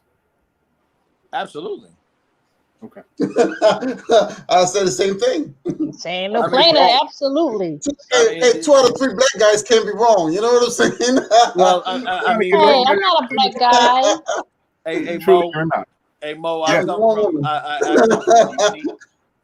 I come from a unique perspective, as you well know. My father's Sicilian Jew. My mother's black. They've been married for 53 years. They were the first interracially married couple in the state of New Jersey once it was legalized. So I grew up too white to be black and too black to be white, where racism was not just against my skin color from white folks, but it was also against my father being white by our black folks. So, you know, racism just isn't a one-sided issue, Mo, and you know that, and you talk about that all the time. Right. You We just know, talked about but that earlier. you know, Mhm. racism is real. You know, but when we Yeah. understand the definition of racism, I think the term is often misutilized Yes. as we promulgate racism and situations and circumstances that are racist, but it's not racism. I think a lot of people use the word racism, but it really is being racist, and they don't know the difference between the two words. Exactly, Mhm. Or exactly. some Yep, people assume that racism is equivalent to bigotry. No, you can be a bigot solely because someone is of different color. But yep, if unless you have an economic advantage over them to keep them disadvantaged, then you're not racist yet. You're, exactly. you're trying to get there. You're trying Exactly. to You're get your just a bigot bigot. points up to become racist, right? Exactly. And I mean, you know, Mo, just to, you know, digress from that, Mo, you know, from that statement a moment, you know, we have a whole lot of bigotry going on right here in our city. Word. Mhm. Okay. How's I ain't trying to divided? preach to nobody and I ain't offering no plate, but I'm just telling you the truth. You got a plate? What you eating? It- Oh, eat. Food again, food again. you Nikki know, It probably is what eats it on is. on camera. She ain't trying to share with nobody. That's what it is. I had a half She was of a like White doing House her hoagie. dishes. I saw. You know what? I thought you was munching. Okay, nothing wrong with that. Nothing wrong with that. We tell everybody the whole nine. But you know what? When we talked Mhm. about it earlier, Mark, we talked about how what it seems to be to me, at least, it's the most stifling, most um, strangling reality is that how much hatred we have in our own community. That yeah, I to mean, me Mo, is the most strangling. you And know that's what? go ahead. Mo, you posted something about maybe 2 or 3 days ago Hmm. about the Dominican community. Hmm. And it's not just the black community. No. You know, Mhm. and it's not just the Hispanic community. It's, you know, our level of understanding racism, understanding being a racist, and Hmm. understanding bigotry. Right. You know, those three terms are often misutilized, and by them being misutilized, we run with them. Yeah. And because the populace of ignorance Right. will attach ourselves to any movement, you know, that is serving our own agenda or help facilitating our own public suffice. As long as we feel important, The as facade. long as we feel welcome, Right. The you facade. know, and then we go ahead and we start, you know, we start marching for something, Hmm. but you don't even know what it stands for. You know, we Mhm. start protesting against something and we You don't don't even know know what we're why. protesting against. You know, we start negating somebody's business because of something that they posted, and we automatically take it to the far left or the far right, not understanding the right of a business owner, you know, to do certain things, you know, and as a black man, again, I say to you, I'm too white to be black and too black to be white, but I grew up Mhm. in the hood. So when, you know, my friends would say, "Oh, let's go beat up the white boy," I'm looking for the white boy, but they chasing my ass. I hear you. I hear You you. know, I hear now You you. going understand back what I'm saying? to I've been in that going situation. mm, You going understand back what I'm to saying? what Because Adrian was saying earlier, you know, you got your Dominicans, you got your Puerto Ricans, you got your Mexicans. Yes, they all speak yeah, Spanish language, but they don't congeal with each other, like no, Haitians and Jamaicans, Yeah. and all and fairness, Everybody's got just their say, part. right. yeah, So Everybody it's but like got you the gang. Everybody got the hood. You know. and You don't know, mess it's no up and different. call a oh, Haitian or Jamaican a black man. They could uncut you. Oh, right, exactly. right, Don't call a right. Trinidadian a So Jamaican because that's a But you fatal know what about error in Australia? judgment. When they identify those nations or nationalities identify the word black here in America as an African American, Right, and exactly. right. But all they the don't look They at don't negativity, their consider own us skin black. color. Most of them are Yeah, darker than right. I am. Yeah, they don't right? But consider us black, Mo. they don't see they don't remember they come from the nation, so Yeah, that's how Mhm. they define themselves by that nation. They yeah, don't define Correct. themselves by color. And when right. you Mhm. identify, you call them by a color, they're only gravitating to the negativity because this is what they've learned that word means in this country. It means Mhm. African American and all the negativity that's being spewed about the African American, not understanding that when you're Mm-hmm. talking black, you're talking about solely about your origin, who you are, and as us as Mm-hmm. universal people. Well, and then again, a lot of people don't believe that they're from Africa. Like Yeah. if they were to take their DNA, and they would be really surprised that they have Yeah. roots in Africa. We Either can say whether it's life Ghana, created whether on the it's eastern coast. Cameroon, Ivory Coast, wherever it's from Africa, because that's where we came from. Yeah, Mhm. Henry Louis Gates actually says life actually began on the eastern coast of Africa, and everything Mm-hmm. migrated outwards from that point forward. You know, people Mhm. were going across into the cold climates. Some people were going across into the warmer climates. You could walk across, you know, because at one time all of the continents were all connected. All You could actually together, see it on the exactly. map, and you could just walk straight across. You The know, land. Mm-hmm. everything that's water right now would have been ice back then, and just Yeah. walk right across it. But now we're dealing with global, you know, warming and the global climate. A lot of that ice and those glaciers are actually melting into the ocean, flooding the oceans even Mhm. more, creating more and more hurricanes. Even though a lot of Mm-hmm. Republicans, they don't believe in the vaccine and they don't believe in global warming and climate change. Mm-hmm. You know, and those are the two things that are really affecting mankind as of this day. They crazy folks. They crazy folks. Um, Yeah. Mm-hmm. they you know, we talked a little bit earlier about how race relations seems to be amongst ourselves, but I think our biggest demise is the fact that we're not seeing how we play into it sometimes as a community. You know, how we play into it. We allow it to happen, you know, because we're comfortable in ourselves. We have a comfortable conversation amongst ourselves, and there's certain things that we can say. And we'd be like, all right, because we're amongst ourselves, we think it's okay to say it. But are we spewing the same hate that we're fighting against by doing that? But Of see, the course, thing because about it, your two black men will use the word nigga against each other just as a in friendly conversation. But let a white man call them nigga, it's a whole problem. wait. You know the thing about it, Laurel, because I worked in the casino business, and I've seen some, you know, young white kids actually using that word towards black kids, and the black kids never got offended. You see, I've Mm-hmm. seen that. You know, they will, you know, and like, yo, you know, because I would tell them like, yo, do you know the origin of that word? What's up? You know, come on, have a little more respect. You know, because you're talking down to that individual. You know, Mm-hmm. but the other young black kid is like, I don't mind him calling me a nigger and stuff. I'm like, dude, don't you know the origin of the word and stuff? You know, and Nope, that's what's going Mo, on because because a they lot of use the it stuff so over much the years, they in weren't idle your taught wife, conversation. your wife education, just said something. education. She just said something that was prevalent that I think we all missed. She said we will use the word nigga against each other. Oh, baby, Correct. I'm not Mo's wife. Oh, The I, I, my, I thought that you said earlier. I was like, maybe Nicole's in the room. You try to get me beat up. no, you know what? I got you on my small girls in the phone. chat. I got you on my small phone. You No, trying to get me Hey, all the way beat up on both hey, sides. baby's thinking both of you guys are pretty. no, So that's Mark. Hey, Mark, I'm trying to Wait, get you out of it, all right? the He's rel is thinking let married me to women are see. pretty. Farmville. He Okay, said, wait. I got it. Okay, he said, that's all right. Laurel. Yeah. All right. He's Hey, like, Mo, I had to hold on, take off my wait. glasses. I had to look. That's it. All right, Laurel. Yes, All right. sir. So, Look, Yes, my wife sir. is like, Most what? wife, most so, wife got Laurel, you herself a said twin something. now. But you said something that you said. We use the word, and the key word for me is you said we use it against each other, but we don't In take a it as an heartbeat. offense. But we don't In a take it as an heartbeat. offense. But we don't take it as an offense. Hmm. But Not it is. when. But it is against each other. Exactly. Okay, Exactly. because Let's take My as it. nigga this, my nigga that, my nigga right, this, hey right, my nigga. right. They call a You woman know a the thing bitch in a about it? minute.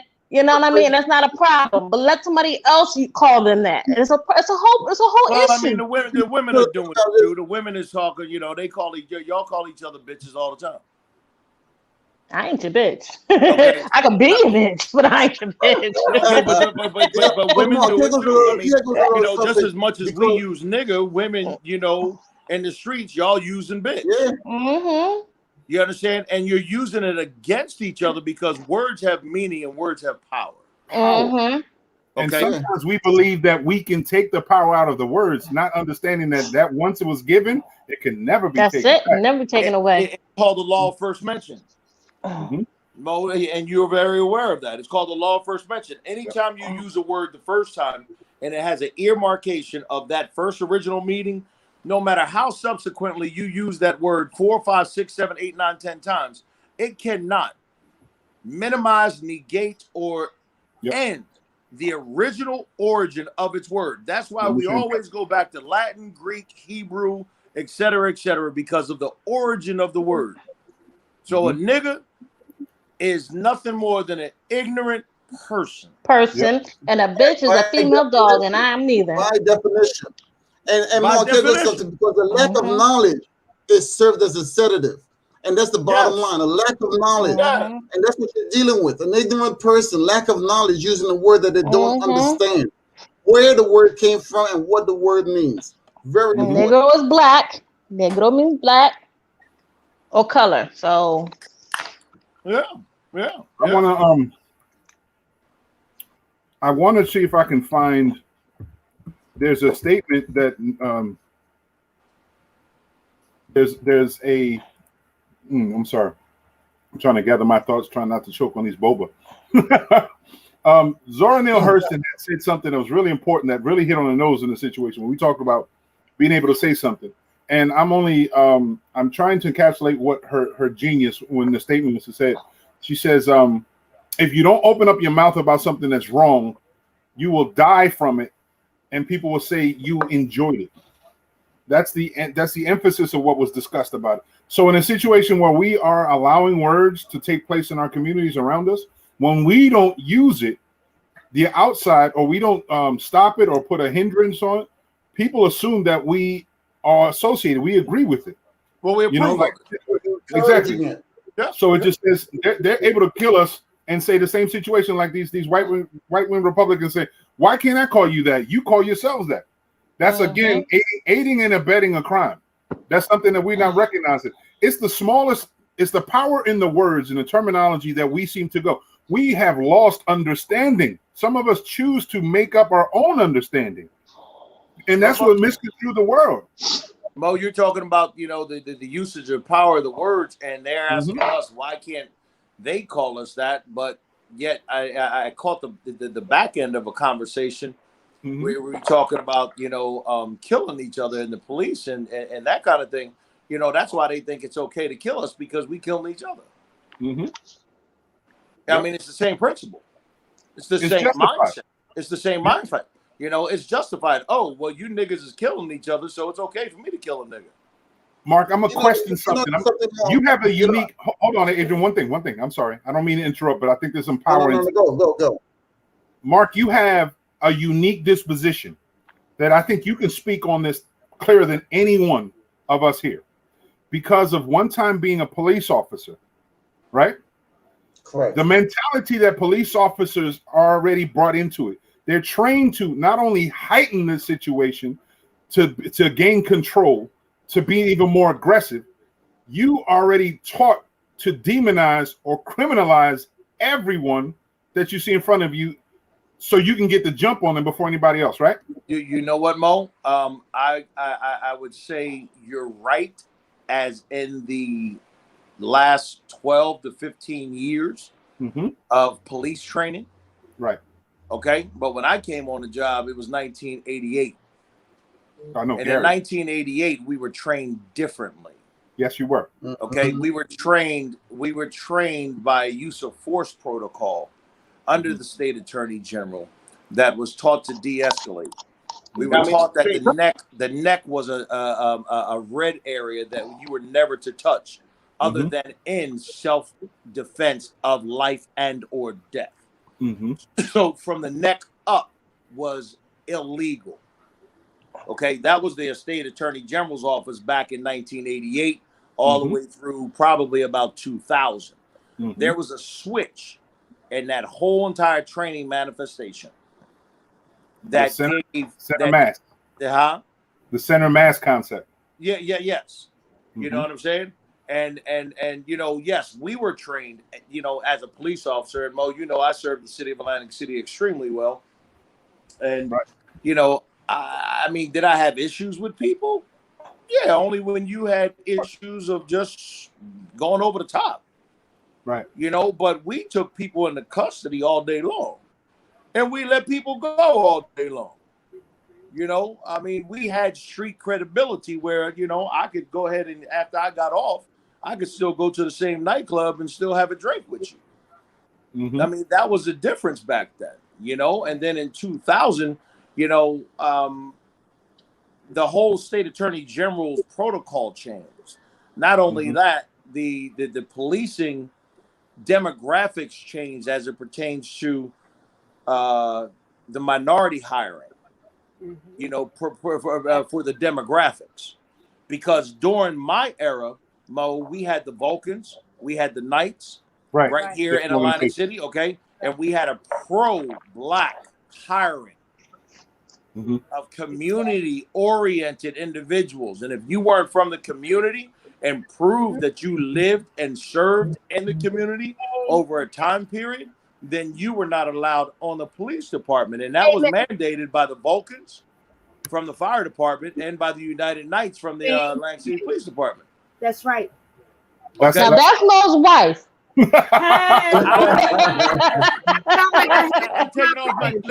I'm taking off my glasses. I can see it now. All right. I was like, what's going on? No, because when he first came in, he was like, "Yeah, your wife was right," and I'm like, "Where's Nikki at?" And then he said it again. I said, "Oh no, wait a minute." It happens. I can see far away, but I'm on my little phone because you know, whenever I can get a chance, I always want to be a participant. Yeah, because I believe in the show. I believe in the dialogue. And I believe in Mo Delgado more importantly than anything. Love you, brother. That's what I'm talking about. I love you back. You know, what you're doing is a good thing. But, you know, back to that policing issue, Mo, the state attorney general is at fault. The federal government is at fault. They changed the policing guidelines. There was never in a million years that any man should ever have put his knee on anybody's neck when I was a police officer. Absolutely. There was no reason for that. Okay, we didn't have tasers. We had batons. We had what was called a PR-24. And a PR-24 was used in hand-to-hand combat with individuals, and we learned jujitsu, the art of defending yourself against an offensive person. They don't teach that no more. They don't even allow you to box in the academy. So you got a bunch of, excuse the expressions, you got a bunch of pussies being cops. Exactly. With guns. With guns. Okay. So now you got a bunch of punks being cops out there, and you know, they think they're a gang, but it ain't really a gang until you get your gang to come back you up. Right. Right. Okay, but back in the day, guess what? If there was something happening in VAC and I was the first one on scene, Mo, you already know what it was. Exactly. I'm coming out. All right, yo, what's the issue, y'all? What's going on? What's good with it? Exactly. You know, I was canine, so I had a dog. Right. I ain't never been sued for an illegal bite. You understand? My dog was friendly with everybody. My dog bit when I told my dog to bite, not just because it saw a nigga. The control. Okay? That's what we were taught. That's what the way we were trained back in the 70s and 80s and early 90s. And then all of a sudden, the state attorney general just went footloose and fancy free with this whole thing. It's a shame how society has leaning on. It's the whole concept that suggests that white supremacy is always leaning on the rights to arm the militants, arm their armies. Always, it's always been traditionally the way of the Romans to give the soldiers that carries out the death blows the best of everything. So it's the same concept going on now. It's the same death blows being thrown out, and it's still the favors given to them for these death blows. And society is always saying that they should always get the biggest consideration. The benefit of the doubt is always in their hands. And we've seen today in policies like we saw in Derek Chauvin and a couple cases here and there where justice actually prevailed, where you actually saw the right things, right decisions. Oh, let's not call it justice. Let's not call it justice. Well, it's just okay. Then I won't call it justice, but I'll call it just for now. Let's call it accountability. Or just for now, right? Because we don't know what's going to happen down the pipe. It's not justice, because if I take a life, and now. Just because you got jail time, does not mean that justice was served. I understand. So you know, we can call it, for the first time in a long time, we had some accountability paid forward to us. I can understand. You understand, but I can't say justice, because if you're going on justice, you know, I don't know. You know, justice is a different terminology for me. Because if you kill mine, somewhere along the line, justice says that you should be dead too. I Eye respect for it. an eye. I know where you come from. Yep. Okay. Okay. And whether I do it, or whether somebody else do it, or whether the legal justice system does it. And we haven't seen it. We haven't seen justice. But hopefully we're getting closer. Because hopefully we need to get rid of these Uncle Tom police chiefs. Okay, we need to get rid of these Uncle Tom administrators that are writing the legislations to protect the power of the not protect the power of the people. Mo, if you remember back in the day, on every police car it said to serve and protect. Protect. But the word serve was first. Right. Mm-hmm. Okay, the word serve was first. So on every police car throughout America, it said to defined. serve and protect. Now they turned around and now it says what? Protect and serve. Oh, protect who though? Right. You understand what I'm saying? Mm-hmm. I'm with you. But you know, also more because back in the day they used to say, you know, with a cop, you have to apprehend and detain. They're not, you know, they don't want to detain anything because there's an old philosophy back in the day when it says you can't outrun a bullet. And that's what some of these cops, you know, who have been hanging out in donut shops, they can't run. There's no physical fitness in their life. They're like, I'm not going to run after this guy. I'm going to shoot him in the back and call it a day. And we've seen that happen. I can't agree with that being a philosophy. Where's the physical fitness? I can't outrun a bullet. That's truth. Well, yeah, that's what they used to say back in the day. You can't outrun a bullet. And we saw when the guy was running and he was outrunning the cop, and the guy pulled out his gun and shot him. Then the cop says, "Oh yeah, he fired at me." Some nonsense like that. Hey Dre, according to here again, each state has an attorney general guideline that they must adhere to. Correct. All right. So according to the guideline from state to state, Atlantic City for years, Atlantic City led the nation. Yep. It led the nation in the standard of protocol, from car stops to engagements to search and seizure to apprehension to canine treatment, the whole 9 yards. State of New Jersey, from the years of 1975, 72, 75, all the way up until the year of about let's just say 2000, round up. Mm-hmm. We were the top. Mm-hmm. It was us. It was California. Okay. And that's what was this. That's how everybody governed what they were doing, the protocol. Well, all of a sudden you disbanded Atlantic City.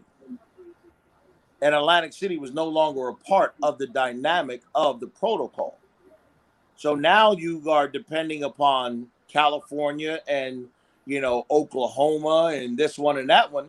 And that's where you came in, where the disparity was on the use of force.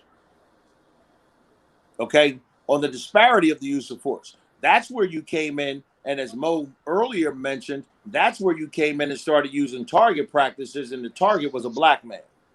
Yeah. You can outrun me, but you cannot run a bullet. That's what they always used to say back in the day. We never shot at silhouettes. You know, it reminds me like New York, like NYPD. I have a friend of mine, you know, a very good friend that works for NYPD. What about that one guy who was undercover and he was chasing down, you know, a suspect, and then shooting the black guy who's the undercover cop. The cops ended up shooting the undercover cop who was just so happened to be black because they said we thought that he was the person because we saw his gun and he was running, so we decided to shoot him instead. Well, the same cop that actually was shot in the back, he was paralyzed and he died some years later. I come to find that out also. Here again, it's all about the standard, and they call it SOP, standard operating procedure. Right. Okay, and that SOP needs to go back and digress again.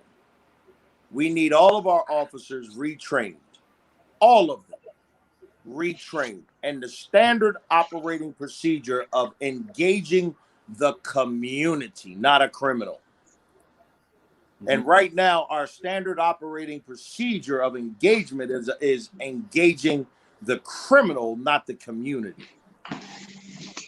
And they turned it over because once you know, as soon as you go to a car stop, first thing you're thinking of is this person is a criminal, not a citizen.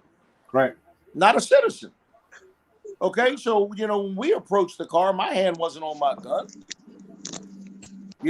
And granted, times are crazier now, yes, and I understand the upliftment of trying to go ahead and make things a little better and make things a little right and a little more safer for the cop. But listen, real talk, man, if you're scared to do your job, then get the hell out the job.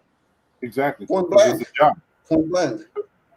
I mean, because it ain't nothing Not more for than a you. job, bro. Yeah. Exactly. It's a But you see, the job. thing about it is a lot of cops take it to heart. They think that that's something that they live and die. They take it really hard, a lot more than just a job. You That's see, because most of them are punks, perfect bro. example, Mark. When that guy, actually, the lieutenant in the army that got pulled over recently down in Virginia. Remember how that situation went? They turned around, they maced the guy, the whole 9 yards. He is in uniform, in military garb, in uniform. And they're in uniform. He's protecting and serving this country. He's protecting and serving. They're supposed to protect and serve the community, not the country. But look at Well, the way they treated him yeah, because of his again, you're using and you've been systematically changed as well, because I've heard you say it 4 times now. You said protect and serve. That's not the correct. mantra. It was supposed to be serve and protect, correct. Okay, To serve and protect. It was on a lot of cop cars, but they spun that around. yeah, and in the spinning of it around, you yourself are now mind washed and brainwashed into saying it. Well, something, Mark. I have a lot of friends who are on the PD in different areas. So the thing about it is, I'm coming to you from a community standpoint, what we see out there. So if you're saying I'm brainwashed, not only me, there's a lot of people out here that's actually looking at the same thing. You're a cop. You can actually differentiate. You can differentiate. But I'm on the other side being pulled over by cops. Bro, so am I. Bro, Yeah, so am I. I'm not surprised. I'm not saying, but I'm not saying that you haven't. I'm not saying that you haven't. But I'm like saying I'm also come from a standpoint where he says, well, to serve and protect or protect and serve. That's what we was dealing with right here. You see, because the people out here look at this to protect and serve or to serve and protect. But at the end of the day, the people just want peace. The word usage and Mo, you are a word person. Yeah, it's important. You choose your words wisely when you speak. Mm-hmm. Okay, and everybody doesn't get it, and some people say, "Oh, he's just trying to overtalk or overeducate." No, you're purposed about what you're saying, and you're purposed about what you're saying for a reason, is because the words mean something. Mm-hmm. The words mean something. So when you say, when you go from serve and protect to protect and serve, again, I ask the question: who are you protecting? The philosophy, right? Philosophy changes. Okay, the philosophy, yes, changes. Mm-hmm. So get back to the institutionalization of training the officers to understand that your first job is to serve the community. Right. Your second job is to protect your well-being. That's where we were taught. I'd rather be judged by 12 than carried by 6. They taught us that in the academy. Right. But it was after we served the community. Right. Because the end goal was we were trained to say, no matter what, you're going home. Mm-hmm. Okay? If I'm going home, that means everybody should be going home. Do you know what, Mark? The word service. When you mentioned, we talked about the origins of your training was, the people that you identified before and you gave homage to are partially the reason why you were trained the way you were. Absolutely. And the philosophies back then were different because of the entities that were making sure that philosophy stuck. You know what I mean? Yes. You have admiration for Gary, so do I. Still love the brother. Still mess with him all the time. And then Big Willie, all the people that were the originators of policing back in the community. Unfortunately, the philosophy has changed. The mentality has changed. The conditions seem to be more carnivorous. And then how it happens is, and it seems to feed on our community more than other communities because of the way the policies enable them to be carnivorous. So the thing is, we know what the problems are. We just have to pick a lane to dismantle the problems, lane per lane, to hope towards justice. And you said it before, it's not justice, and I agree with you. It isn't justice. The eye to eye, two for two thing, I respect it. But how do we dismantle it? And we talked about before, America, we see, is too much of a safe haven for racism. I just saw, I was perusing something. I ran across this series on Amazon Prime called Hunters. Yeah, yeah. Hunters. Great film. Great film. And I remember the storyline, I remember because I saw back in the 60s, it was called The Band of the Hand. And then right. The other one was called Assad 6, right? The Mossad 6. I seen the storyline about hunting Nazis, and just recently I just saw Expedition America on TLC talked about this regiment or this destination in Argentina that has Nazi roots still to this day. And in watching this, all I kept thinking to myself, I said, historically saying, we have too much of a comfortable history in racism.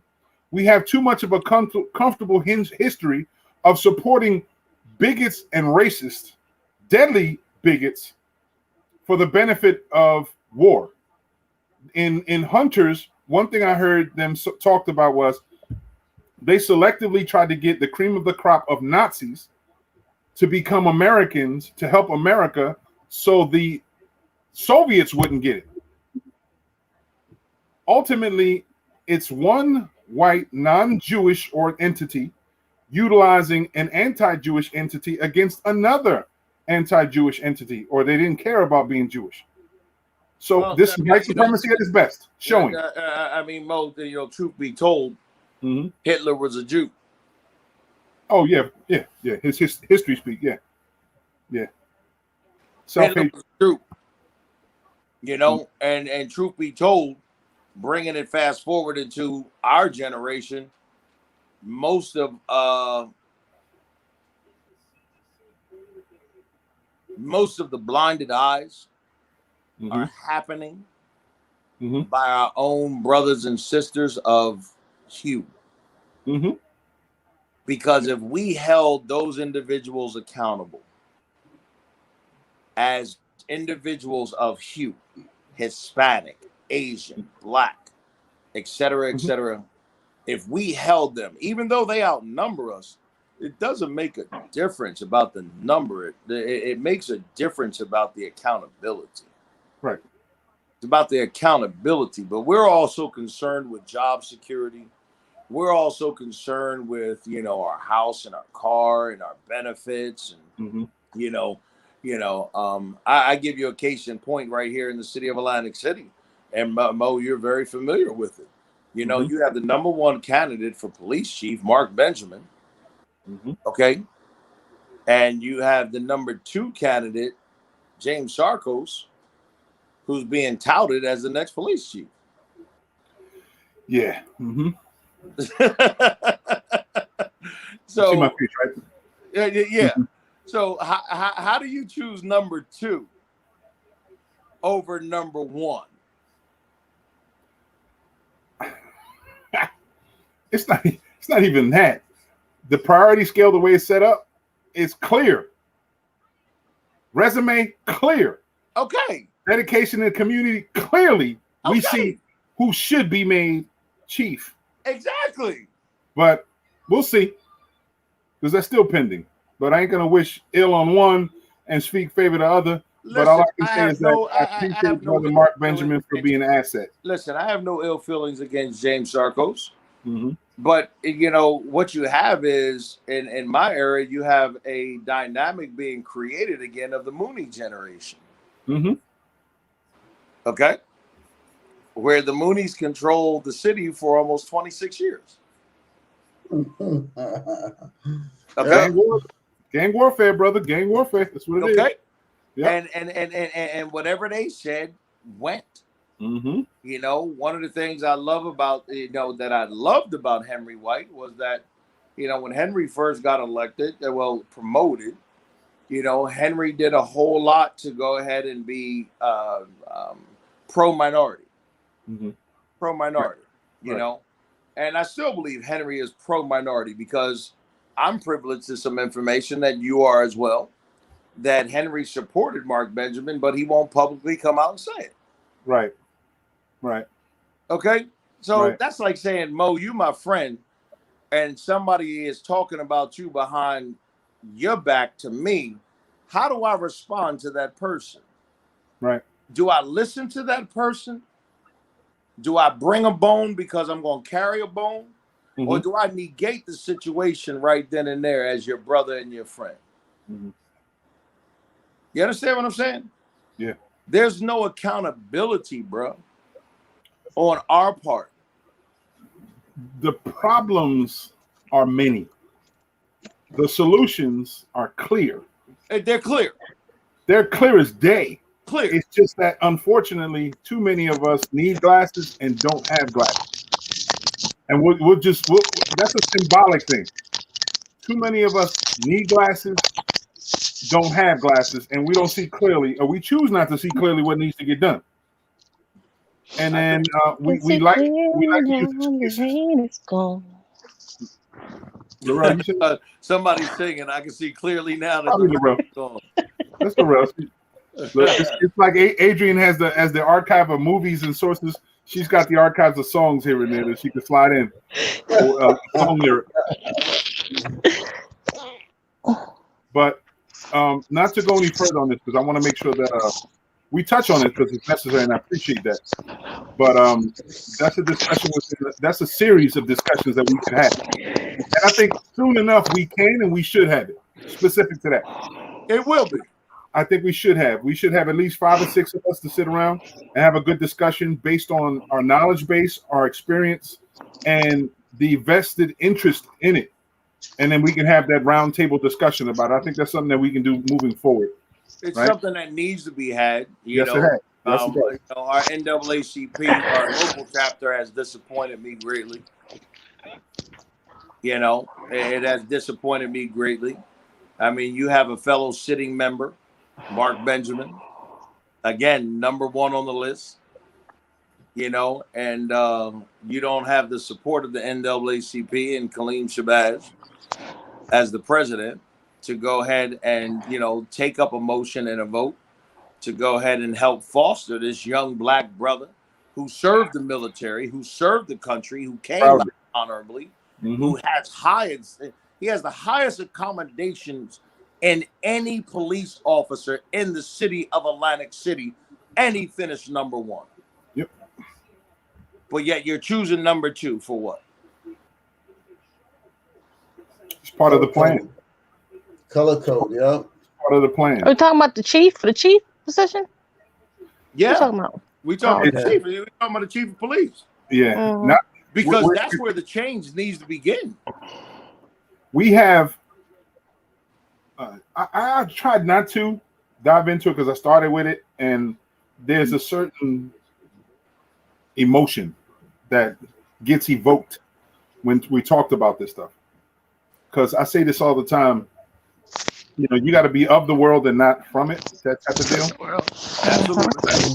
I'm in it and around it, and I'm already overwhelmed by it sometimes. And what is sickening is that we are getting what we allowed to get.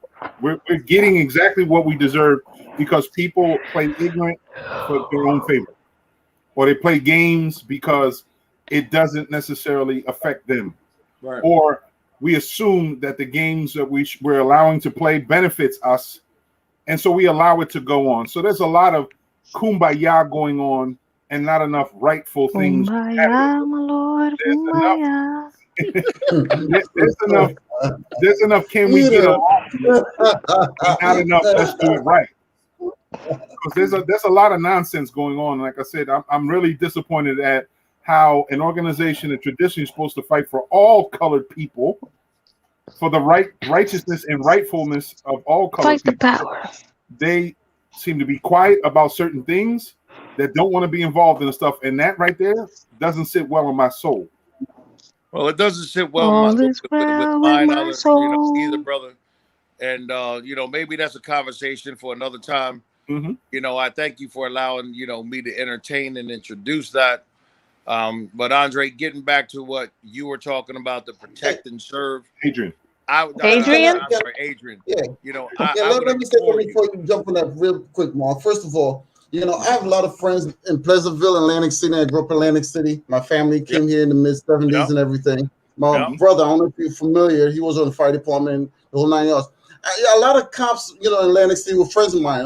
One of my really good friends that I graduated from high school was, you know, Michael Knight. You know, a really good guy, you know, back in the Michael day. Knight and I served in a police academy together. We went through the And K9 that's a Academy very good together. friend of mine. Mike, yeah, Good brother. ask Mike about me. He knows me very well. We went to school, graduated from high school, the whole 9 yards. You know, Yep. the thing about it is because, like I said, you know, I remember back in the day, my older brother. I'll tell you a quick situation because back then they had some really nice cops, but then you had some of them who were assholes also, as any department or anywhere you would. You know, that's just the bottom line. You know, because my brother and I, we came back from Franklinville one night with a friend of ours, and they thought that we held up a liquor store. Just got back from skating. So here it is, you know, it's like deep freeze outside, you know, and they're like, okay, get out of the car, everybody get out of the car, the whole 9 yards, walk back to the lights, the whole 9 yards. And I was only, what, 17 years old. And I had a shotgun pointed to my freaking head. Okay, I could feel a cold barrel in the back of my head. And we're talking, you know, back in the day. You know, so at the end of the day, I know what was going on here. You see what I'm saying? I didn't bother to fidge, move, or even move left. But there's no doubt about it. My brothers and I, you know, were held up by cops. And they thought we held up a freaking liquor store, but it wasn't us. It was wrong identity. It was someone else. But the way we were treated, you know, wasn't with respect. Bottom line.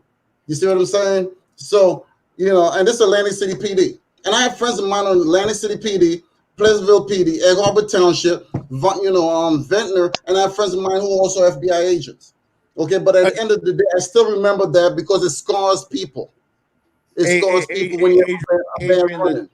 Adrian, the scars, The whole 9 yards. You know, the I think about it is because, like I said, the scars that we all endure as people of color are real. Okay? I teach my children, and even to this day, when I get pulled over, the first thing that I do is I roll down all my windows. Second thing I do is I turn on my interior lights. The third thing I do is I put both hands on the on my steering wheel. Okay? And I wait for that officer to approach me from the left and or the right. Today they're taught to approach from the right, only because the left is in the lane of traffic and it's to protect the officer. Also, it's also to give the officer the element of surprise versus everybody else in the car. Because everybody will always look over your left arm before you look over your right arm. It's scientifically proven. So therefore, once the officer comes to me, I ask the officer, how can I help you? License, registration, and insurance. Sir, I want you to know that I have a weapon on me. I'm licensed to carry. It is on my wherever body part it is or in my car it is. I'm asking your permission to be able to reach into such and such a compartment or my back pocket or wherever my wallet is, whole 9 yards. I'm controlling that officer's angst by myself being calm. What we don't do and what we have not trained our children to do because of their entitlement idealistic approach in life is that we have not taught our kids how to properly address a person in uniform and or a person that's an adult and or somebody that's a senior citizen. So therefore, first thing you want to do when a cop pulls you over is, what the fuck you pulling me over for? I ain't do shit wrong. You just escalated the situation. Okay? All because you trying to showboat or you have an idealistic approach of self-entitlement. I'm telling you as a retired police, as a former police officer, okay, because I forgave my retirement out of principle. And Mo, you can vouch for that. Okay. Right. Okay. So You know, I know how, and I teach my kids. And you know what my son is? My son is one of those assholes. Because the first time he gets pulled over, he's like, "What the fuck you pulling me over for?" Mm-hmm. You know, this and that and the third. And the first thing the cop does, as soon as he gets his driver's license, the first thing the cop does what? Call me. Your son is being an asshole. Mm-hmm. How many times do you bail your own out with that mentality? One time. Okay? And sis, yes, I did. I bailed him out not just One once, time. not twice, not just 3 times. But after that, it was time. Okay, son, you know what? You that grown, it's Mm-hmm. time for you to go live on your own. Yep. And I'll see you when I see you. In the meantime, I'll take out a life insurance policy on you just in case you happen to get dead. Right. He said, "Get dead." Okay? Just in case you happen to get dead. That's reality. That's reality. Hmm. Because One that's the time. Everybody makes mentality. mistakes. That's the mentality of our children. That's the mentality, not just of our children, but I'm 53, bro. I'm 53. Do you know how many Where? ignorant? Do you know how many ignorant 50-year-olds, 60-year-olds, Still ignorant. 40-year-olds we got You're a that young feel man. entitled? In my book, you're still young. You're a young man. That's good. You know, a lot of experience. You Yeah, know, yeah, but you at the know end of what I the day, mean? Mark, at the So same time, respect is the training given, man. that you have acquired, Respect is given, bro. But you know what, Mark? you know, respect is One of the earned. people, one You of our earn respect. watchers hit something that really, I think, something that we all consider about it. You were blessed to be, well, let's just say it's a reciprocal thing. We were blessed to have the people like yourself and the people who trained you to be in place to prevent from heightened situations. But in other Sure. places, like in a situation where Philando Castile, he followed the same protocol, Yep. told exactly what he had, spoke about it, spoke clearly, wasn't aggressive or nothing, and still ended Who's up dead. Philando Castile? Young brother that had a weapon. He had his family in the car, had a weapon Mhm. on him, told the officer he had a weapon, but the aggravated situation came in, him reaching for his identification. Person thought he was getting his gun and shot him. Although he told him he had a weapon in the Right. vehicle, told him he had a licensed Right. weapon in the vehicle, told him Right. what he was doing, and he was in plain sight, seeing everything he was doing at the time. And he still ended up killing him Right. in front of And, his children. and that's where we have the misogyny of Mm-hmm. training Yep. in our police academy. Yep. Just Okay. like, what is it, Officer Gutierrez in Virginia Yep. says you're about to ride the white lightning. Exactly. This is Exactly. training, and we say this all the time. And I say this jokingly. There's no way in hell you can out train someone's racism. You can't train them out of their bigotry. It is ingrained in them. They have to learn, and in their mind and their heart has to change naturally. It has to be a natural thing. You can't train it out of them. So no matter how much sensitivity training is available, there's still remnants of the hatred that leads them to make those bad decisions. You know what, Mo?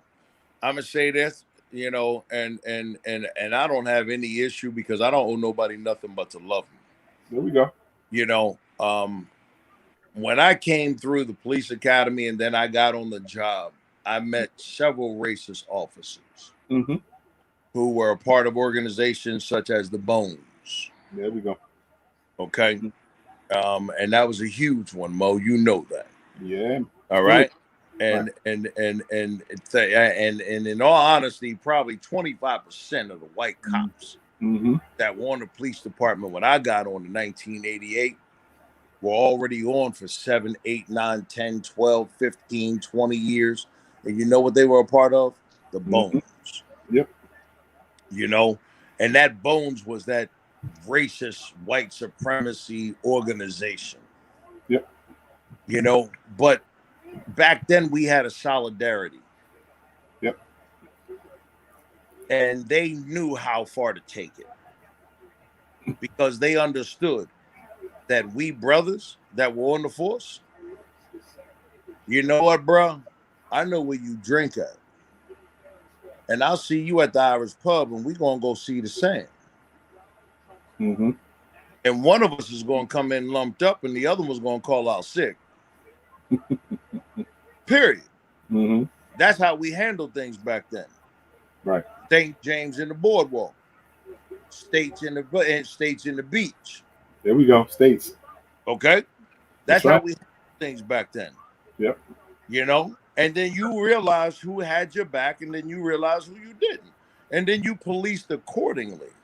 But you know what? A different time frame, though, right? Huh? That was a different time frame. We were just at the heels of the revolution. We were at the heels of civil rights and all that stuff. So all that stuff was fresh. Yeah. What we got now is very entitled, privileged, yes. entitled and privileged situations. Entitled to get their ass whipped. Who are involved? Hello, sis, say it again. Exactly. Okay. I said entitled to get their ass whipped. Okay, and say it again. And that's why I got life insurance on all my kids. I totally I hear you. But here's the thing. If we know if we're talking about white supremacy behind the badge, we know we're already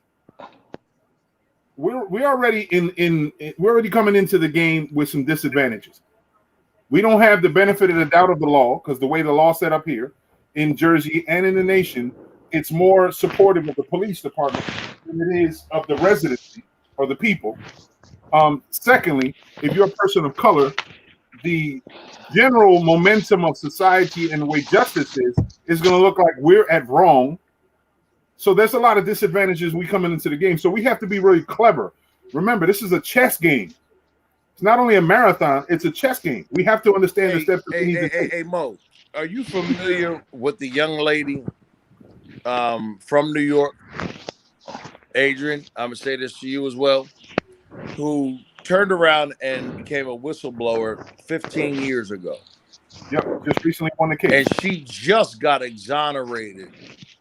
Yeah, 15 years later. She was a cop. Yeah, I know. And she stood her ground. She stood her ground. They made her cold. And you know what they did? They fired her. They ruined her life for 15 years. I saw that. But she continued to stand her ground. Yep. I saw and that. And here you are, 15 years later. She got a Buffalo, she got New York. everything that she was supposed to get. But here again, you know, we use the word justice again, just like we use the word nigger too frequently. Because that wasn't justice. Because nobody knows what her children could have become had they been afforded the right and the opportunity of her pension. Right. Or membership. Of the opportunity to get a better education in the whole 9 yards. So no, we didn't get justice. We got accountability. And yes, she's going to be wealthy. And I'm sure she's going to go ahead and take care of her grandkids in the whole 9 yards. But what about the culture of her children? Right. The culture of her children is ruined. Right. Because they don't have that, let's trust the cop, y'all going to do right. Right. Because mom did right. Right. Correct. Let me show you a picture of the sister, because the sister is much older now. She's much older now, and sad to say is that she's gone through a lot of struggles. Yeah. She went through some serious struggles. She's still suffering right now. Oh yeah, she's suffering, man. That PTSD is real. Financial deprivation is real. Yeah. You know, she had to go ahead and recreate her whole life. Yep. This is the sister right here. Yep. Right there. Okay. Right there, Buffalo, just like I told you. Yeah. Okay. I'm sorry, I'm moving it around real. to get more visible. This happened over 15 years ago, but she just got accountability. And, again, I'm not saying justice. She was just able to get accountability to get awarded her pension and something else. Okay? But that does not negate the kids that she bore that had to go through their mama trying to find out a new life, a new way of making a means, and their hatred of cops. We talked about somebody. One of our mutual friends, Mo, posted the other day about Ronald Reagan and the war on drugs and this and that and the third, and somebody else posted, something about Biden, and his support of, the war on drugs Oh, and this and that and the third. You know what? They both fucking racist. Yep, they both come from that privileged group. Yep. Okay, they They both don't. racist, man. Mm-hmm. And just because you got a Democrat in office, now you niggas think. I said yes. I said niggas. Now you niggas think, we good because we got a Democrat and we got this and we got that. That son of a bitch ain't no different. Right. You know Ain't no something, Mark? different. Let me. The thing about it is because if you go back in time, I don't know if you've ever heard about what they call the Great Switch. Have you ever heard of that? Yeah, The Great Switch. The I've Great been. Switch that actually happened. More I may have mentioned it before. Yeah, Was that You talking about when the You a know, I lot gotta of do black my people, research. You know, I gotta do my when a, research. Mm-hmm. when a lot of black people back in the day were Republicans down south, and they actually switched over to become Democrats. But the Mm-hmm. Democrats were the one who was all about the suppression and depression back then. that's And right. then they switched from the Republicans to the Democrats, and they took over the Democratic Party because the Democrats were 1972, promising more bro. than what the Republicans. That's 1972. the reason why. That's the reason why a lot of Condoleezza Rice is a perfect example. Her family is still Republicans up to this day. Some of them stayed there. Mm-hmm. So it's called a great switch.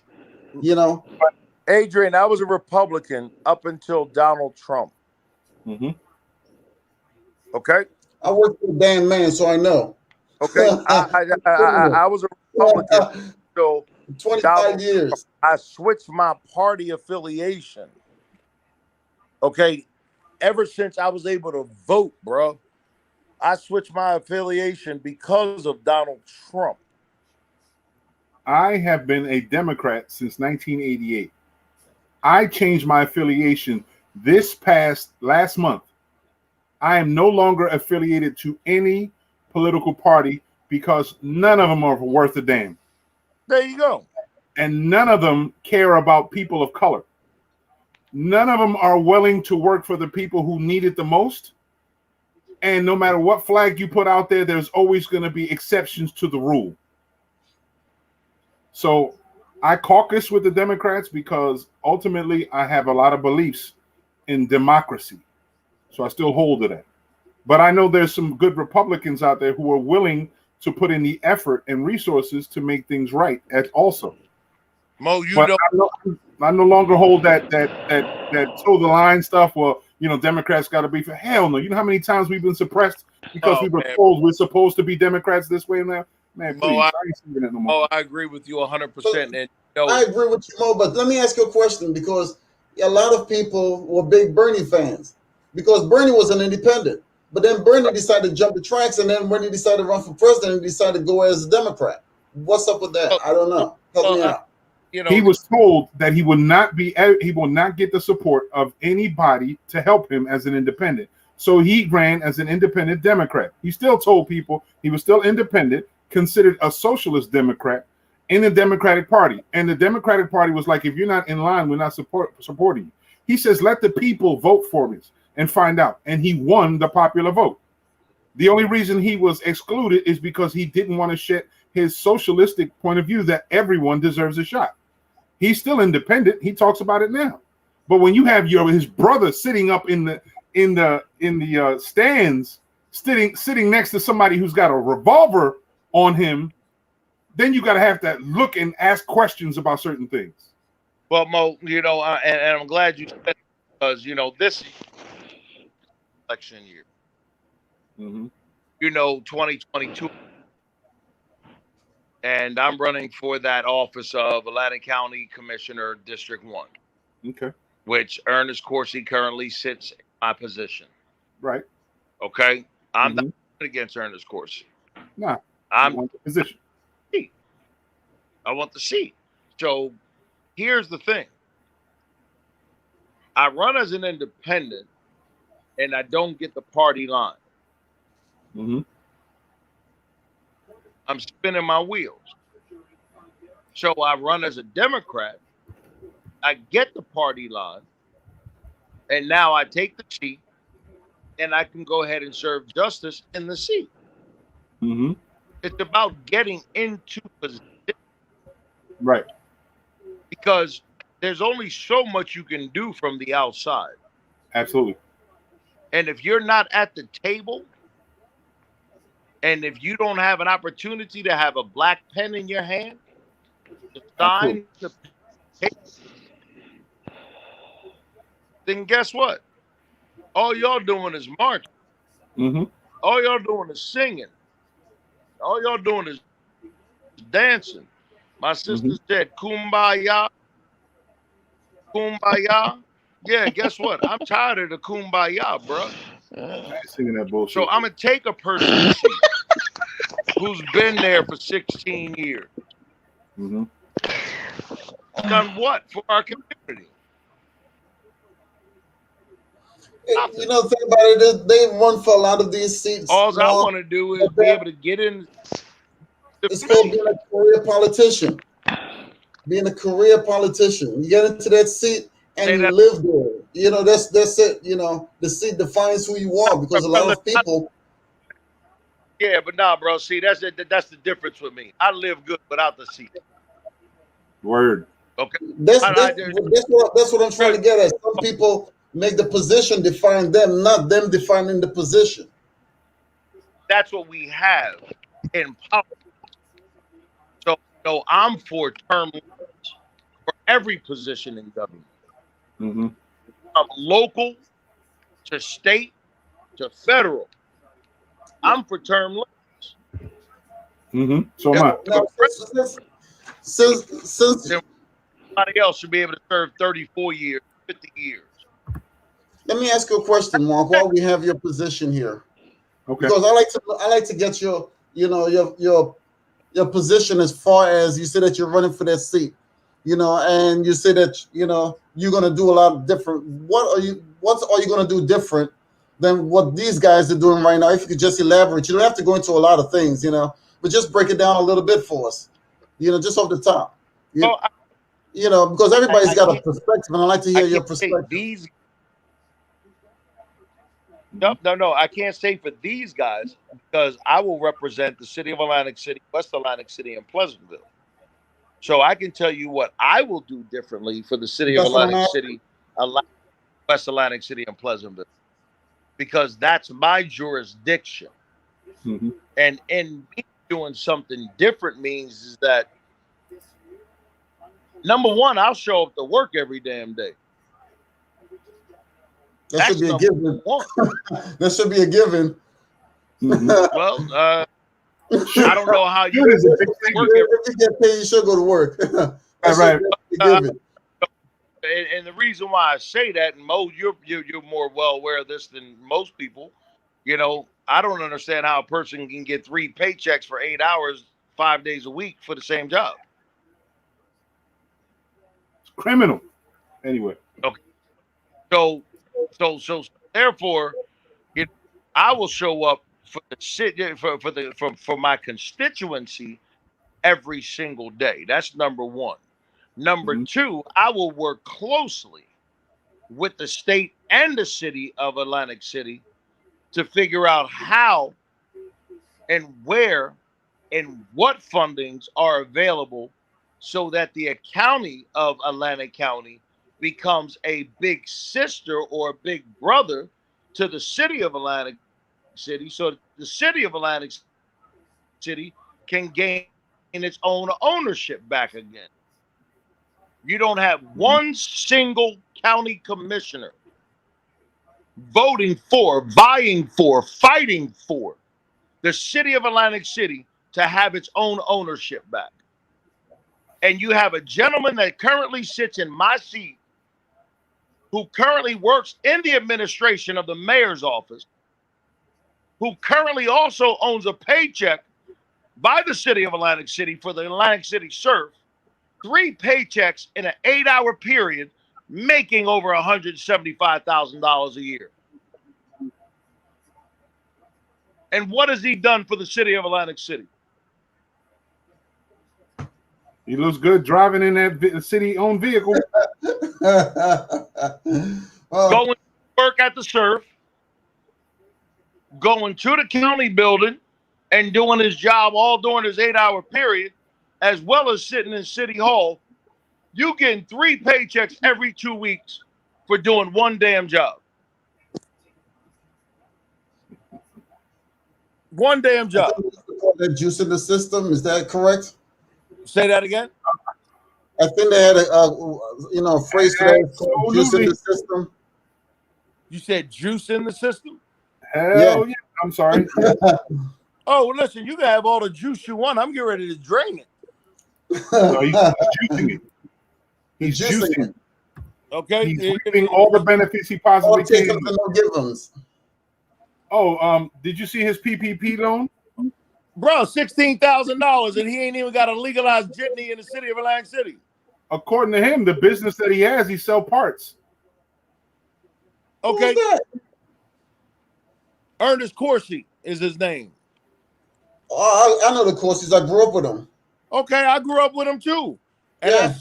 I swore that I would never run against him 22 years ago when Father Earl Pierce both brought us up in politics. Mm. So I called the brother in October and I asked him, please just step aside, pass the torch. Mm-hmm. He told me point blank, kiss his ass. Mm-hmm. I asked him again in December of 2020. He said again, Wow. So I guess kiss you're my gonna take the ass torch until I now. lose, I'ma stay there. So you know what? I'm not gonna kiss your ass, but I am gonna vie for your seat. And again, I'm not running against Ernest Corsi because he's a friend of mine. And I'm not going to dig up any dirt. And if he wants to dig up any dirt on me, he better be careful what he asks for. Better be careful what he asks for. Because I got big shovels. You feel me? Yeah, I hear you. You know, you got the stage right about now, my brother. You got the stage. So, I'm with Mo. I'm with Mo for change. Mm-hmm. And the change is that the same people, if you're there for 14, 16, 12 years, and you have not done any legislative changes To better. Not just put your name on something. The constituency that got you in office, bro, you got an issue. I got an issue. Again, Atlantic County sits over top of Atlantic City. And the state of New Jersey sits over Atlantic County and the city of Atlantic City. At every single state meeting since the state of New Jersey took over the city of Atlantic City, why the hell ain't the Atlantic County government privileged and partnering with the information that the state of New Jersey and the city of Atlantic City are talking about? Mm-hmm. Since the city of Atlantic City has a cash cow, and it's been a cash cow for over 40 years for the entire state of Absolutely. New Jersey, with the exception of what? Atlantic County and Atlantic City. Platform again against Ernest Corsi. He's a friend of mine. But when a friend of mine tells me to kiss your ass, mm-hmm. Who? Bill Gormley. What'd you say, Remember Mo? him? Yeah. I said, who's to say it's not a connection, part of a plan Bill Gormley started? They're all puppets in the game. Gladly playing the game because they're going to get benefits from it. That's why all of our money, I don't know, Adrian, I don't know if you know this or not, bro, but all of our city money, bro, when I say all of it, I'm talking about 100% of 100% of 100% of every single casino revenue dollar, of every single tax, parking, food and beverage, tourists, everything. 100% of 100% of 100% leaves Atlantic City before it comes back to Atlantic City. I know that for a very long time. Very long time I knew that. Bro, how does that how is that cool with anybody? It's never. because Atlantic City should have the best streets, the best infrastructure in Atlantic County and around Nah, bro. here. Let's not talk about Atlantic schools. City Also. is the only casino resort with sports gambling that does not have any direct benefit from To sports the city. gambling. I know. I know. I'm familiar with it. Or hotels. In the country, Mhm. bruh, in the country. But yet you want sports gambling? Now we can go to the bar. We can do that. All the parking fees, you got to spend $25 to park it. Back in the day, you parked for free. Then it went up to $2. Then it went up to $5. Now it's $35. But Mark, do you remember the reason why they were actually put those parking fees? Because they were supposed to build that tunnel. You remember? Many years ago, they said that Bro, we're they going to build built a the damn tunnel. and they built the tunnel. The tunnel was built, but they still continued to keep collecting all of the fees from the parking. Now the Okay, but the CRDA tunnel was set up as a bank. The tunnel was just one of them. They built everyone's garage. They built everyone's electrical facility next to every building. They helped support and build additional stories of buildings inside the building. They used money that should be benefiting the city to benefit each other and themselves. It was a bank, and it's still a bank. But they make us pay for everything. Andre, I'm gonna put it to you like this. I mean, Adrian. I'm sorry, Adrian. I'm gonna put it to you like this, right? So I go to an auction, right? I go to auction with like $300K. I buy everything that I could possibly. You're not talking into the mic there. You're losing I me, start Mark. doing my homework. 80% of the properties that I bought are in the tourist district. The tourist district is outside of the realm of responsibility to Humo, the city of Atlantic City. Yep, we can't say nothing. So therefore, all the properties that I bought, land, so that I can buy, build single family homes, nice 2-bedroom, 2-story houses and this and that and the third. You know what I got to do? Mm-hmm. I got to turn around and I got to call the auction office and I got to tell them, you know what? I can't do nothing with it. They said, well, you can't give it back. I said, well, yes, I can, because you didn't sell it under the pretense that it was unbuildable. Mm-hmm. No deed restriction. You know who owns it? Creta. Mm-hmm. Creta owns 80% of the tourist district. And you know what? It's non-taxable income. So if Creta just alone paid their taxes on the land, Atlantic City would clear its deficit in 5 years. Less than that. Right. Mo, am I wrong? No, you're right, but less than that. It would take 2.5 years to finish everything. We'd be, 3 years now with the new debt of 500 I just million. lost my volume. Hold on.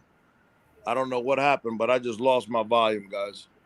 It's the internet seems to be slowing up all around. We've had freezing off and on. Yeah. I don't know.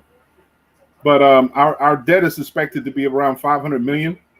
But you won't see that number until the state is trying to reinstill the MISRA Act, the Municipal Stability and Revitalization Act. So when you see that, that's when that number is going to come about. So until he comes back on, Adrian, here we go. I think he went out. I can hear you now.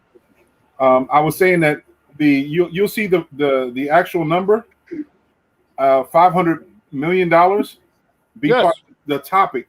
You'll hear that number when the state tries to impose a new up-to-date MISRA Act that they intend to do shortly. $500 million is what they receive. 500 million in debt. Oh no, I know what we're in debt. What they received, the state from Atlantic City. Yeah. I say they probably get roughly north of 160 million per year. Right. Now, that's what they gain. Mm-hmm. Okay. Now let's talk about what it would be if we turned around and were able to tax Creta on the land that they own. at the current 110 ratable tax base per square foot. Right. Okay. Yep. If we did that, okay, we're over $350 million. For sure. For sure. Okay. So now, if you're over $350 million and we're at $500 million in deficit, again, I'm saying we don't want the whole lot and block immediately. Well, yes, we do, but okay, just set up a parameter. Okay, year 1, this is what we're going to give you. Year 2, this is what we're going to give you. Year 3, this is what we're going to give you. Year 4, year 5. You know who can help facilitate that? Atlanta County government. But where's Atlanta County government been in the politics of Atlantic City, especially when it deals with the state takeover? Where is Denny Levinson? No support. Where's Ernest Corsi? No support. Okay. Where's any Republican? Any support? None. Well, it's not just Republican, because I mean, Democrat. Oh, nah, because it's all pushed by Democrats, but there's no Republicans going against it. Well, this is why I stepped away from the Democratic Party, because how can I look at a man or a system that's supposed to be my brethren's system, that I'm supposed to have some sort of fellowship with, when all you want to do is to take away from the families that we have here left? Right. I can't. I can't do that. I'm sorry. I'm not blind like that. I wasn't raised to love someone who wants to kill me. Mo, you know, Mo, I don't know if you know this, but by the end of the year, I will be the largest black minority landowner in the city of Atlantic City. Mark, don't say that too often, brother. That puts a target on you. Be careful. Okay. And I know what they're trying to do to me. Trust me. I know what they're trying to do to me. But you know what? I'm going to build one house at a time. And I'm going to house one family at a time. And I'm going to build one block at a time. And then I'm going to hold one house and I'm going to hold one block at a time. Okay. That's my goal. Nation building. That's my goal. That's my goal. So that way we can go ahead and we can get viable, resourced individuals back into paying city taxes in Atlantic City. I'm not selling $200,000 and $300,000 homes, Mo. You know, I'm buying them, and then, you know, they just came up with this, not just came up, but they just started instituting it. So if you buy a house at $15,000 in the city of Atlantic City, before you buy it, you got to look at the assessed land value. Because you can only do 50% improvement according to what the assessed land value is. So what they're forcing is that either you lift the house or you just pay taxes on a house that you can't do nothing with. That makes sense. I think that's deliberate, brother. Reverse it definitely is deliberate. It definitely is deliberate, you know. But that's where my conglomeracy with your conglomerate, with Adrian's conglomeracy, with Latoya's conglomeracy, with Jeffrey's conglomeracy, and then after we get through this election, hopefully we get some other people in place that will turn around and say, you know what, we ain't inviting for this. You know what, we don't even want you here. But we know that you already extended yourself for what, another 5 years? Okay, so now, if you're here for another 5 years, we need to come up with a plan on how you de-escalate your involvement over the next 5 years. Exactly, an exit plan. Okay, we have not had it. We don't have it. They never had it. Never created one because they don't intend to. But before we keep going, I want to make sure that we acknowledge Brother Sandy. Sandy walked up, and how you doing, man? Good evening, Sandy. How are you, brother? Good evening. Oh, Sandy. Good evening. You know, Mo, it's not a matter of, you know, they don't want us out. It's a matter of the support. The support, not just from city council, but the support from and I keep going back to this, man. I could run for city council. I don't want that. I want the Atlantic County government to be equally, opportunistically responsible to support the city of Atlantic City, the mayor, and all of its constituencies to help and strategize an exit plan. Yep. And we haven't had that. Demand an exit plan, right? We haven't had that. There's more money going from the city of Atlantic City's income to every single entity outside of the city of Atlantic City. Still is. You know, one of the problems that we found lately is that you see people, there are remnants of political patronage in our budget. In other words, there's a lot of law firms that we've had to consume who has contracts with the city, who it looks like they have patronized other political entities in other areas. And this could be what Atlantic City has become, a cash cow for people's political patronage throughout the state. And this is on both sides of the party. So we're looking for the details, but this is what it looks like. Now, it could be just on the shell it appears that way, but that's what we're seeing. Mo, when we hang up, you and I'll talk this week. Mm-hmm. I got some information that you would love to be privileged to. Okay. You would love to be privileged to. Okay. Because there are construction companies, mm-hmm. okay, that are also doing the same thing that you just talked about. Mm-hmm. Okay. And they're filtrating it and infiltrating it through entities and opportunities that are going under the radar. Mm-hmm. But when you're dealing with 65, 75, 85, $105,000 being contributed to people's campaigns. Mm-hmm. Yep. That's the Atlantic City story. Yeah, trust me. I have an idea only because of my suspicions have been up. But we'll talk. We'll get all this up. Yeah, no, we'll definitely talk. I mean, yeah.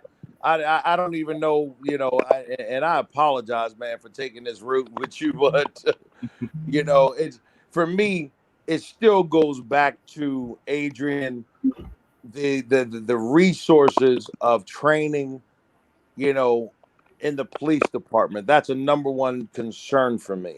Mm-hmm. Mark Benjamin is the most qualified person for that job. Born, bred, raised in Atlantic City, and nobody has finished higher than him. Mark Benjamin. Hey Mo, didn't you have him on here at one time? Yeah, when we first talked about Black Lives Matter and policing community. Exactly, I thought it was him. Yeah. Yep, he came in and spoke.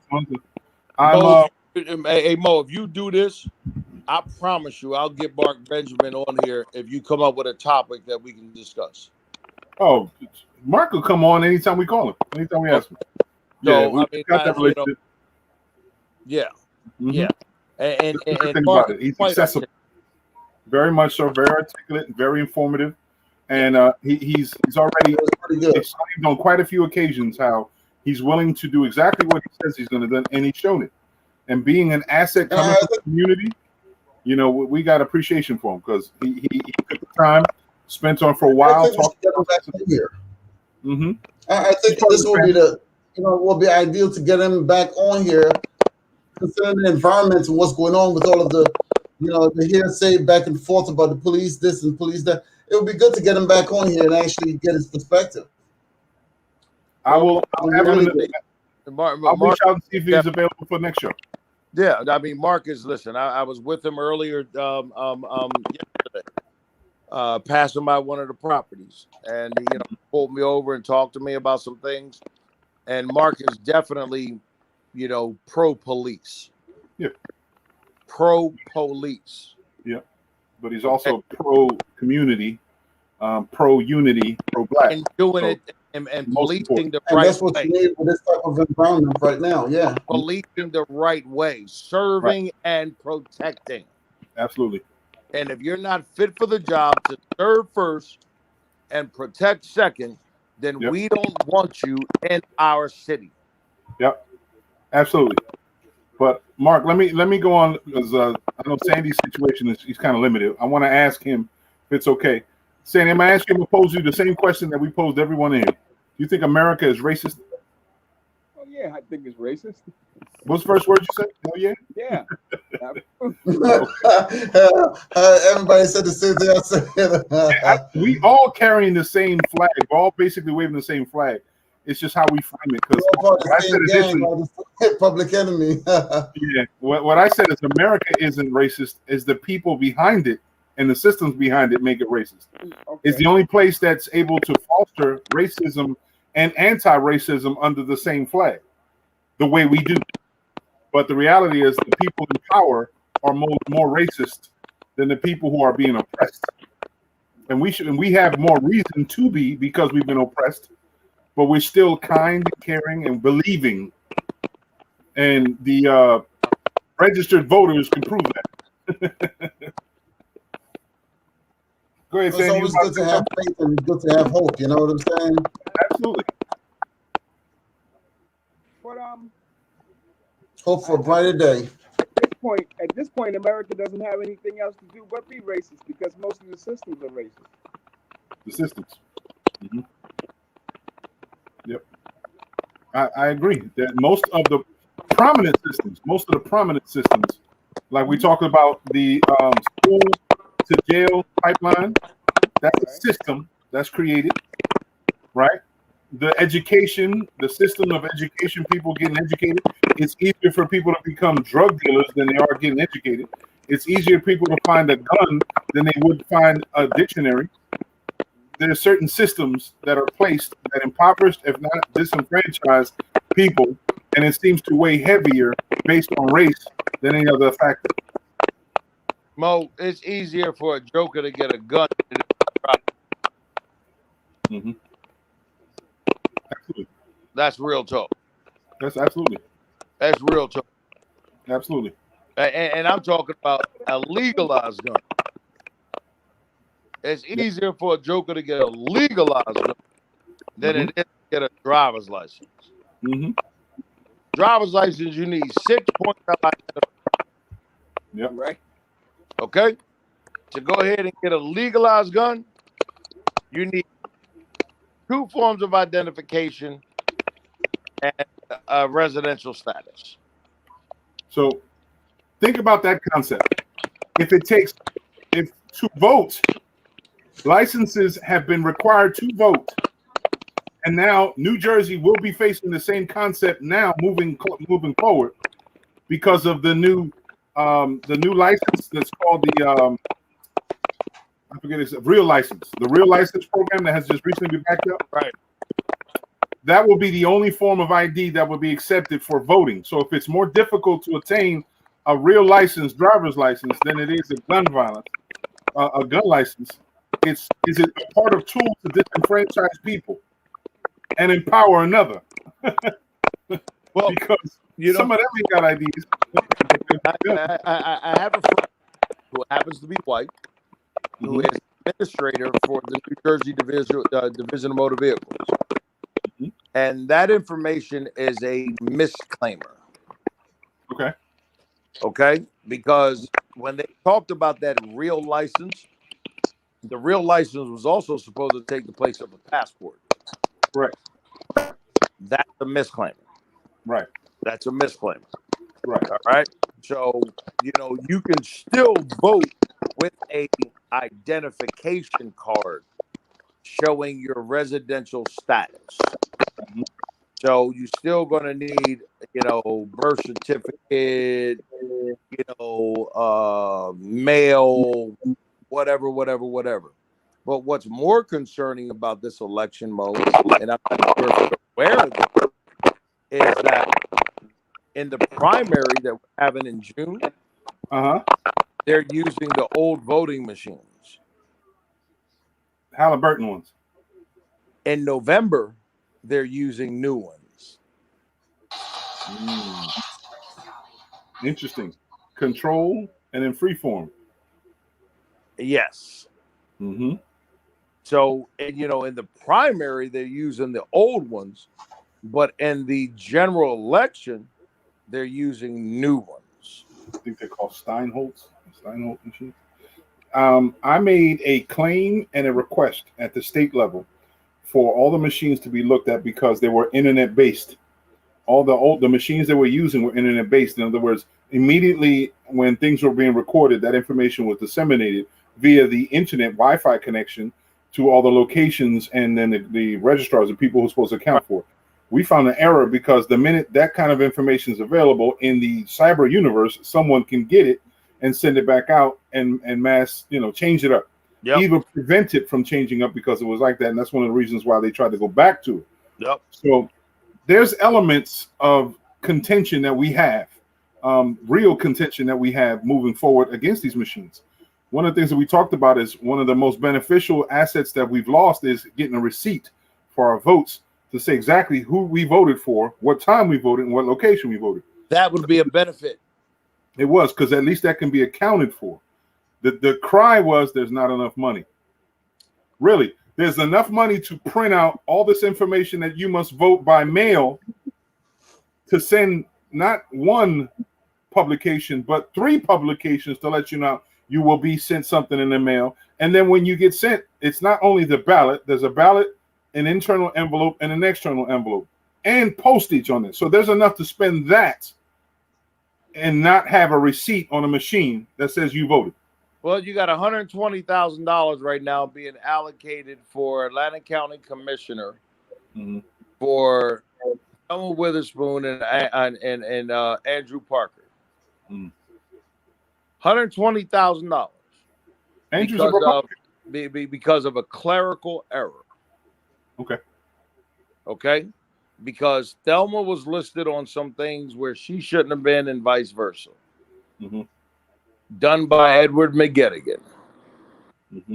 Okay, so now the county picks up the tab at 120 plus to do a runoff for that revote. Now both parties are suing everybody in court, so now that's another $185,000. Oh, this whole process dealing with the elections, city and county, is seeing the court way more than it has been in the past. So now you got $250,000 being allocated for one district. In the meantime, in Atlanta County government, you have no representation in that district.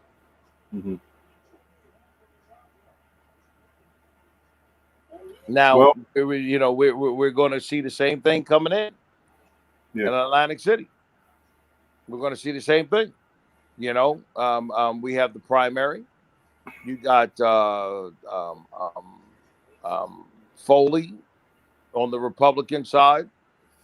Forkin on the Republican side, running unopposed, so he's at the general. You got Foley and Marty running for the Democratic ticket. And then you have individuals such as yourself, who hopefully has filed.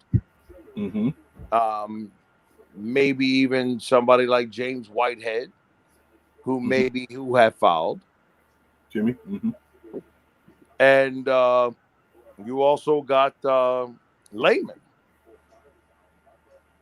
Yeah. There's a lot of interest. And as long as everybody has filed before the deadline, the independent ticket in November is going to take away a whole lot of votes from a whole lot of folks. Yep. A whole lot of folks. And anybody that's voting a party line, my personal opinion, you're a jackass. Yep, just because it's a party. Exactly. That you're a jackass. And anybody that stands behind a shield and a badge because it's blue, you're a jackass. You're a jackass. We need to have independent thinkers in the police department, Adrian, especially amongst our brothers and sisters of color, and that includes the Asian community, because that Asian brother that sat there with George Floyd, he could have stopped that. Of course he did. Was in a position to do so. Right? He was in a position to do so. Yep. He's gonna face his own. He's gonna face justice. Oh, well, he's gonna face accountability. Yes, he is. Correction. Thank you. Yep. You know, and I'm not, and I don't mean to do that out of disrespect. No, not at all. It's totally understood. I agree with you. I will not ever say that justice was served, even if all four of them go to jail. Right. Yep. Not just George's life will not be returned. Right. Exactly. And you know what? His children and his mother and everybody else. That's not justice. Right. And even if we killed them, it's still not justice. And the money that they paid out doesn't equate the same value. Nope. No, it's just accountability. You know, and for Mo, the reason why I've loved you over the years, and I continue to love you over the years, is because you've always been accountable. Have to be. Period. Yep. Period. So I was really, you know, your question to me, what am I bringing to the table? I'm bringing what Mo's bringing to the table: accountability. There we go. You can always always call me. You can always feel me. You can always reach out to me, and I'm always going to have a conversation with you. Just remember, everybody's hearing you. That's why they call it the World Wide Web, because the world is hearing you. This is the stage. Well, then listen. This is the stage. You're on the stage. I'm fine with being on the stage. I don't need the job. I don't need the position. Right. I'm good where I'm at. And I respect, you know, Mo telling me to be careful about what I'm doing in the whole 9 yards. I ain't never ran from nobody. There we go. And my father always told me, if a man tells you that he's looking for you, don't wait for him to find you. You go knock on his door and say, "Here I am." That's how he's raised. That's right. Okay. So all I'm saying, every single individual out there that's running for office, if you got an issue with me, I live at 5041 Tremont Avenue, okay, Egg Harbor Township, on Tuesdays and Thursdays, so that I can take care of my farm. But my address is 1522 Mediterranean Avenue, 2 doors down from the Powell building. As I am now a registered Atlantic City registered voter in the city of Atlantic City. Speaking of, you heard about the situation that went down with John Bucci, which was really sad. Oh, yeah, man. Really sad. Listen, what do we do to fix that? John Bucci was accosted on city property in a location that's supposed to be patrolled by police officers, because it's the Police Athletic League, during a time of the pandemic that is said to be closed. However, he was there during a function, if not a practice, that was monitored by people who were an official standpoint. You talking about New York and Med? Huh?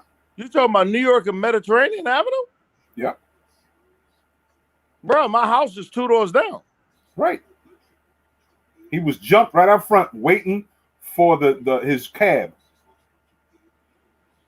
And they don't have that on camera?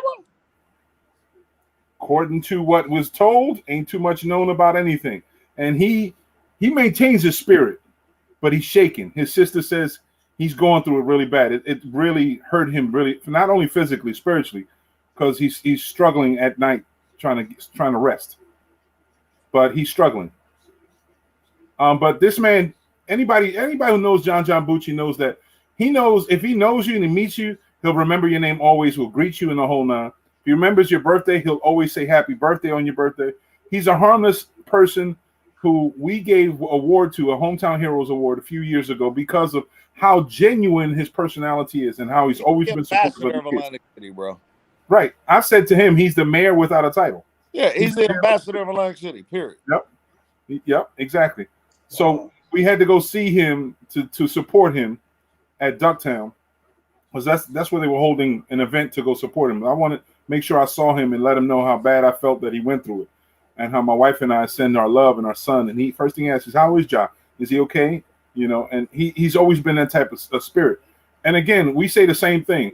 How are we going to ensure safety for our children when we can't save those that need to be saved, to be protected? It's across the street from a senior citizen building. It's supposed to be safe. Mo, there's no camera there, bro. According to what I've been told, they saying there was no camera available, nothing on. It seems to be the mantra of many, many people in many situations that say cameras are not working. Ain't that curious? What happened to the $1.8 million photo system we got? That's the question, ain't it? There's And a lot of questions we can ask. And all of the class 2 or retired officers that are monitoring these cameras. Well, obviously they seem to be monitoring and patrolling in one area, and it ain't that one. There's a lot to be questioned, and like I said, this election, there's a lot of discussion being had, and it's necessary. But the honest truth is, some people don't want that conversation to be had because answers will basically lead to the truth, and the truth is something that's scary because these jokers out here involved in this whole there's let's just say if someone's writing a book, this is going to be a hellified book. It's going to sell out because it's probably the deepest, trenching, most revealing criminal book ever written about politics and in this sunshine city that we have. How do we make John whole, man? You know what? I don't know. I don't know. Once in his situation too, because he's challenged also. So I don't know if that. No, I know. Yeah. You know, I don't know. I don't know if he can be that way other than continue to show him love and give an opportunity to feel safe. Because I think that's the biggest concern is him to feel safe. And he deserves to feel safe like everybody else, man, especially in his situation. He's there for kids, all of our kids. And it was good to see the basketball team that he's so supportive of. They were all there, man, supporting him. I was like, yo, that's love. I was love. That's what I'm talking about, genuine love. But this is demonstrative of our society. We're so concerned on bullshit and we're not protective of the true wealth that we have. The true essence of our wealth is the people that we hold true to us, our home, our family members, the people that are really important. Not the people with titles, but the people who actually bring value to our society. He's one of them. Yeah, no, I mean, you know what, bro? Whatever we got to do for John, and we'll talk. Yeah. You know, we'll talk. You know, we'll talk. You know. Hey, Mo, it goes back to what I said earlier, huh? Which one? About the legacy. Yeah. I guess he has a legacy in Atlantic City. John has a legacy, bro. I grew up with that boy when I went to Chelsea Heights. Yep. Okay. And John is remembered, as Mo said, my date of birth. Yep. I'm talking about the day, the month, and the year. Yep. Okay. Last name and relatives. He knows all my relatives. He knows my sports career. He knows my business. He has one of that Rain Man mentalities. Mm-hmm. You know, where he remembers everything. A savant. He meets. Right. And he'll ask you like 5, 6, 7, 8, 9, 10 questions. Yep. And once he asks you and you answer, guess what? Permanently logged in. It's done. Yep. It's done. This man ain't never heard a person in his life. Nope. And I've never heard of anybody ever hurting him in his life. Until now. And when asked, the only thing he said was the person that did it was tall and he had a mask on. I said, was it a kid? He says, no, it seemed like he was an adult. Mo, I'm going to give you my word. If Atlantic City doesn't have cameras, I will put up cameras on my property. And the lady that lives next door to me is also the vice president of the PAL. Retired communication person. Okay. I will promise you within the next 14 to 30 days, I will put up cameras in that location so that John can feel safe and every other person that can feel safe. Well, let's see what we can do, man. Maybe we can develop a plan and execute a plan that helps safety be a common thing amongst all kids and everyone that goes to the Well, I areas. thought the cameras was it. Yeah, but I'm surprised that Pals, that area doesn't have any freaking cameras. No, I'm bro, they got cameras. They've got cameras. There's cameras all. There's cameras all over the city, even areas I where they know, say but there's no that's cameras. what I'm saying, There's how cameras. come this cannot be caught on tape or on camera? It's weird. That's what I'm trying to say. I'm still questioning the same thing. There's cameras on top of all the casinos, and they're Yeah, all going in high intensity cameras everywhere. There's yeah. cameras that can go in from uptown all the way to Chelsea Heights and go into someone's house and can identify numbers on Totally, a totally watch. aware of it. Totally aware of it. Yeah. There's all kinds of cameras everywhere. So to say Mhm. that we don't have any cameras, it's a bold ass lie. The problem is that we have people trying to hide shit, willing to do whatever they can to hide the truth, and that's the problem. That's a major problem. Well, that problem needs to be solved, my friend. That It problem needs needs to be solved. it needs to, but people got to be able to really admit the truth. Nobody wants to admit the truth. As long as there's something to gain, people don't want to admit the truth. But we'll move forward for that shit. But Mark, talk to whoever the sister is, the elder sister. Say What's hi. up, man? Say hi. Say hi. How you Hello. doing? It's a handsome young brother. What's up? This is my grandson. There you go. Pride and joy. I see you. What's up? Hi. How you doing? You all right? Good. Yeah. Good. They, Okay. they are heading back to Philly with their aunt. Oh, safe journey. Yeah, they're heading back to Philly with their aunt. Okay. So, but Mo, whatever we got to do, Adrian, I know, you're not here, but I know you're involved in Atlantic City. Mm-hmm. Oh, we got other, constituents, like Dean Harris. I'm sure you're familiar with the name. Dean, yeah. Who's involved in Atlantic City but not here. Mm-hmm. Also got individuals like Joshua Arma. Oh yeah. Yeah, Still working on computers. Yeah. Yep. So Well, let's devise a plan because all plans are great until they get executed. Like what Iron Mike say. Everyone has a good plan until they get punched in the face. Well, in this situation, I think the less hands, the less eyes are on these plans, the more we can execute it. yeah, The better we can execute it. So we're gonna send prayers for their safe journey home. yeah, I appreciate that. And Mo, I support you 100%. You know that. It's always love. That's mutual. You know. 100%. Again, I support Latoya Dunston. That's my girl. 100%. And again, I support Jeffrey Fauntleroy the Mm-hmm. second. Mm-hmm. Good brother. Yep, good brother. Yep. Good brother. Good brother. That's it. Outside of that, my jury is out. Well, bro, this is how we do. People's actions speak for them most, and you're gonna see the spirit of their intention. The closer we see things, and the more when stresses come about, it determines the type of character a person has when under pressure and under tension. So we'll make decisions as we go along, brother. So just what I mean. Just do whatever you can. But I support you and celebrate you for the good that you've done in the community and the goodness in your heart. You're always working to do better and adamant, and you come with a package that's solid too. That's what I love about it. Also, wifey's just as much of a titan.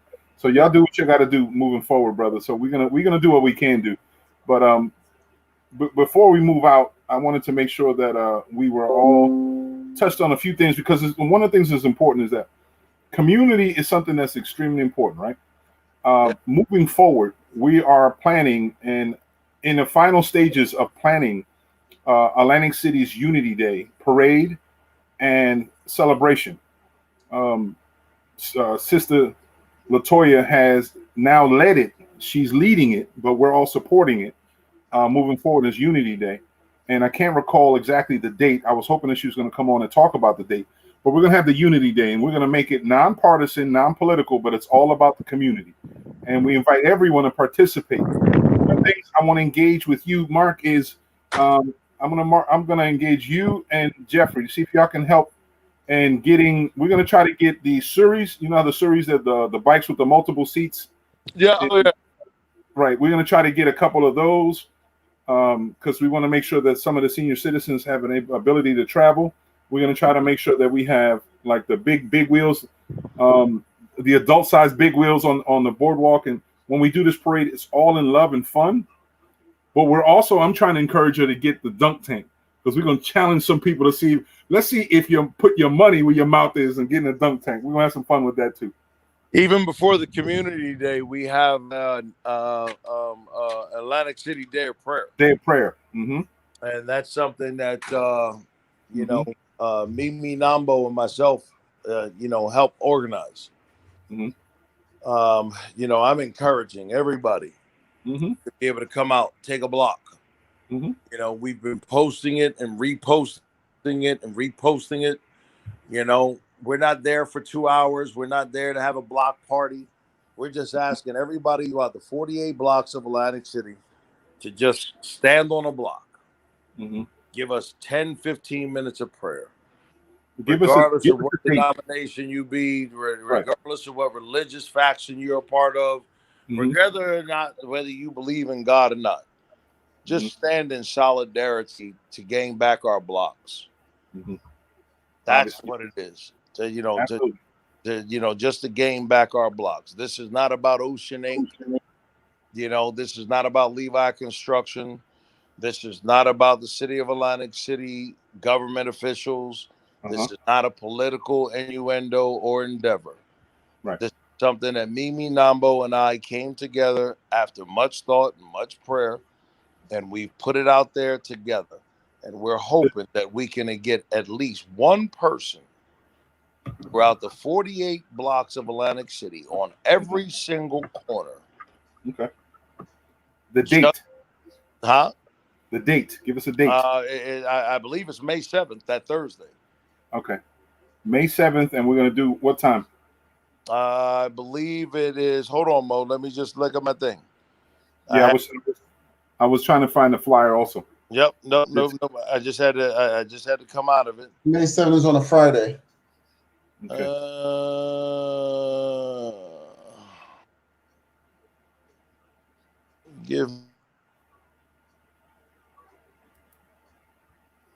I'll get it. Yeah, May 7th is on a Friday, so.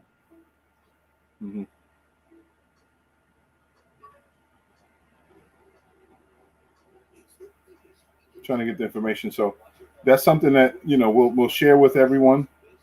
So anyone who's available, people who have a faith, regardless of what faith you are, and this is coming together in faith to try to bring some order and some peace in our city. I got so much on my web page, I can't even find it there.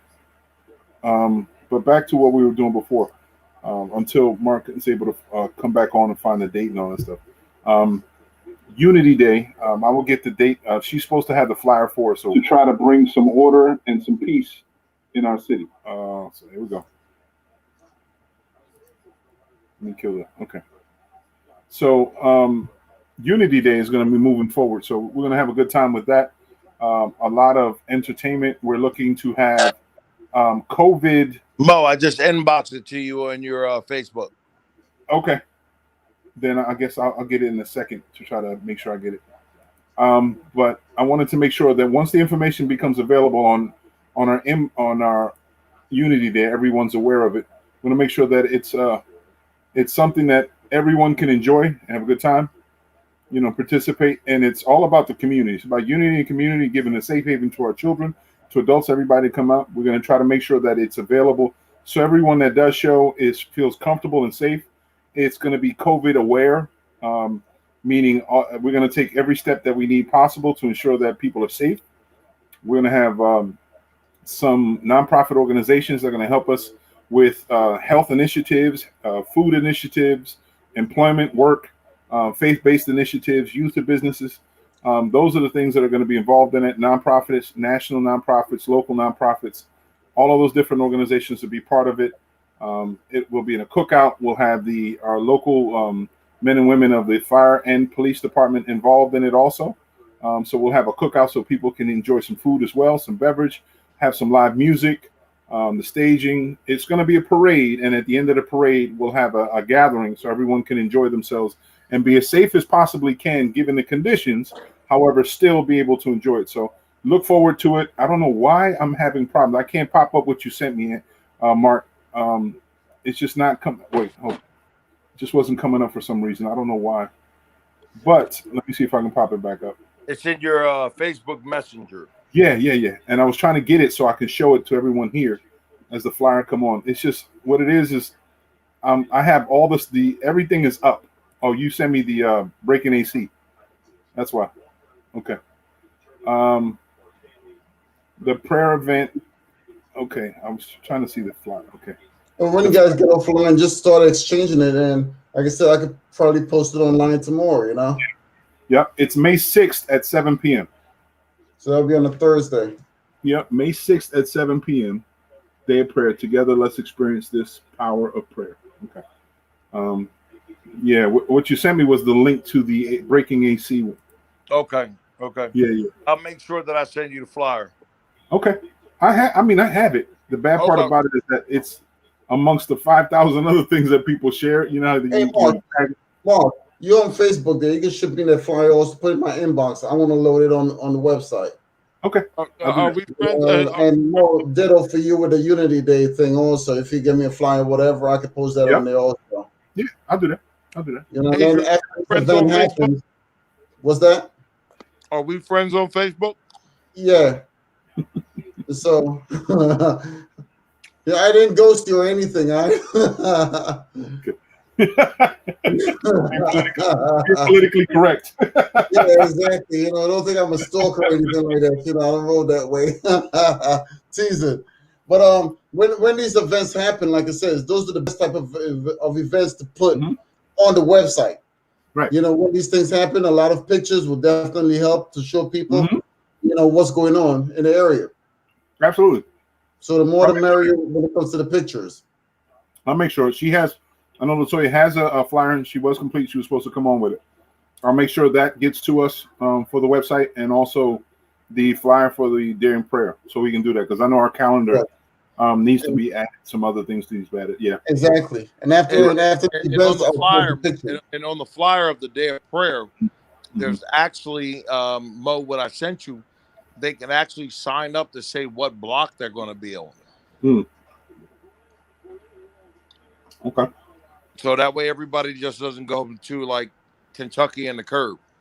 Right. Well, you know what I could actually do also, Mark? You know, I could actually put a form on there or a link. So when they click on the link, it will actually take them to a form where they could just fill in the form, whatever block you want. And I could actually have it shot straight to your email address. So you would actually know. Okay. Easy peasy. Adrian, what I'm going to do is I don't know if you have my phone number. No, I don't. But I'm going to go and I'm listing it right now so that you can have that. Hopefully you just received it. Okay. All right, we'll double check. Make sure. Check everything. So we'll double check and make sure everything's available on that one. But I'm glad you're on point with that because they're you know, whenever information is, you've always had it available for the community. We want to make sure it continues that way. So I'm going to reach out tonight, see if Latoya can send it to me. you got it to me, I got it. Okay. Adrian, you got it? Yeah. When I get off, I want to check my phone. So. Well, I sent it in the chat. Okay, let me see. Oh, it's here. He I don't know if he'll be able to see it. You see it? Yeah, you see it. Otherwise, bro, listen, it's 609-335-7373. Yeah, you like I do. I'm like, everybody got it anyway. 609-335-7373. As soon as we disconnect, I'm going to say goodbye to my grandkids and my daughter. You know, as soon as we disconnect, hit me up real quick. And, you know, we'll chat. And that way I'll make sure that you have all my personal information and vice versa. And that way we can just go ahead and continue to foster and build. Yeah, because like I said, instead of people having to call you directly, I could have a link and they click it on and got a form. Everything comes straight to your email address. You know exactly when you sign up on what block. Yep. Done. Yep. Mo, love you, man. Love you too, man. Take care. All right, brother. It's always a pleasure, Mark. Take care. So we've had quite a lot of energy tonight. Yeah, we're rounding the curve here, folks. Yeah, before brother. Falling out.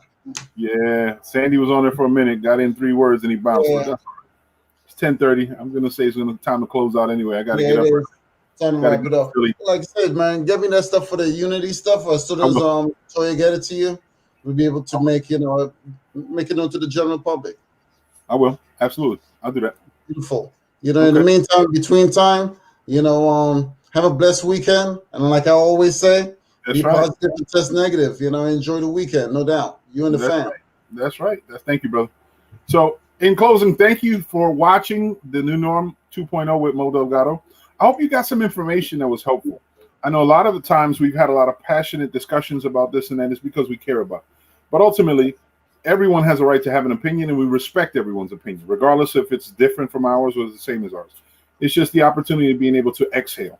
In life today, sometimes stresses and life gets overwhelming, and we've had a chance to really exhale. So hopefully you'll take this opportunity, and if you need to exhale, do so, because last thing you want to do is blow up. If blowing up into a person that doesn't deserve it, it's really an unfair situation. I don't know if anyone likes it, but ultimately, it's your decision. And I hope everyone stays well. And like my brother says, please be positive, but test negative as we go forward. God bless you all, and we'll see you all next week here. The New Norm 2.0 with Mo Delgado. That's me, the sexiest man in this chair right now. I'll talk to you next week. Take care. God bless.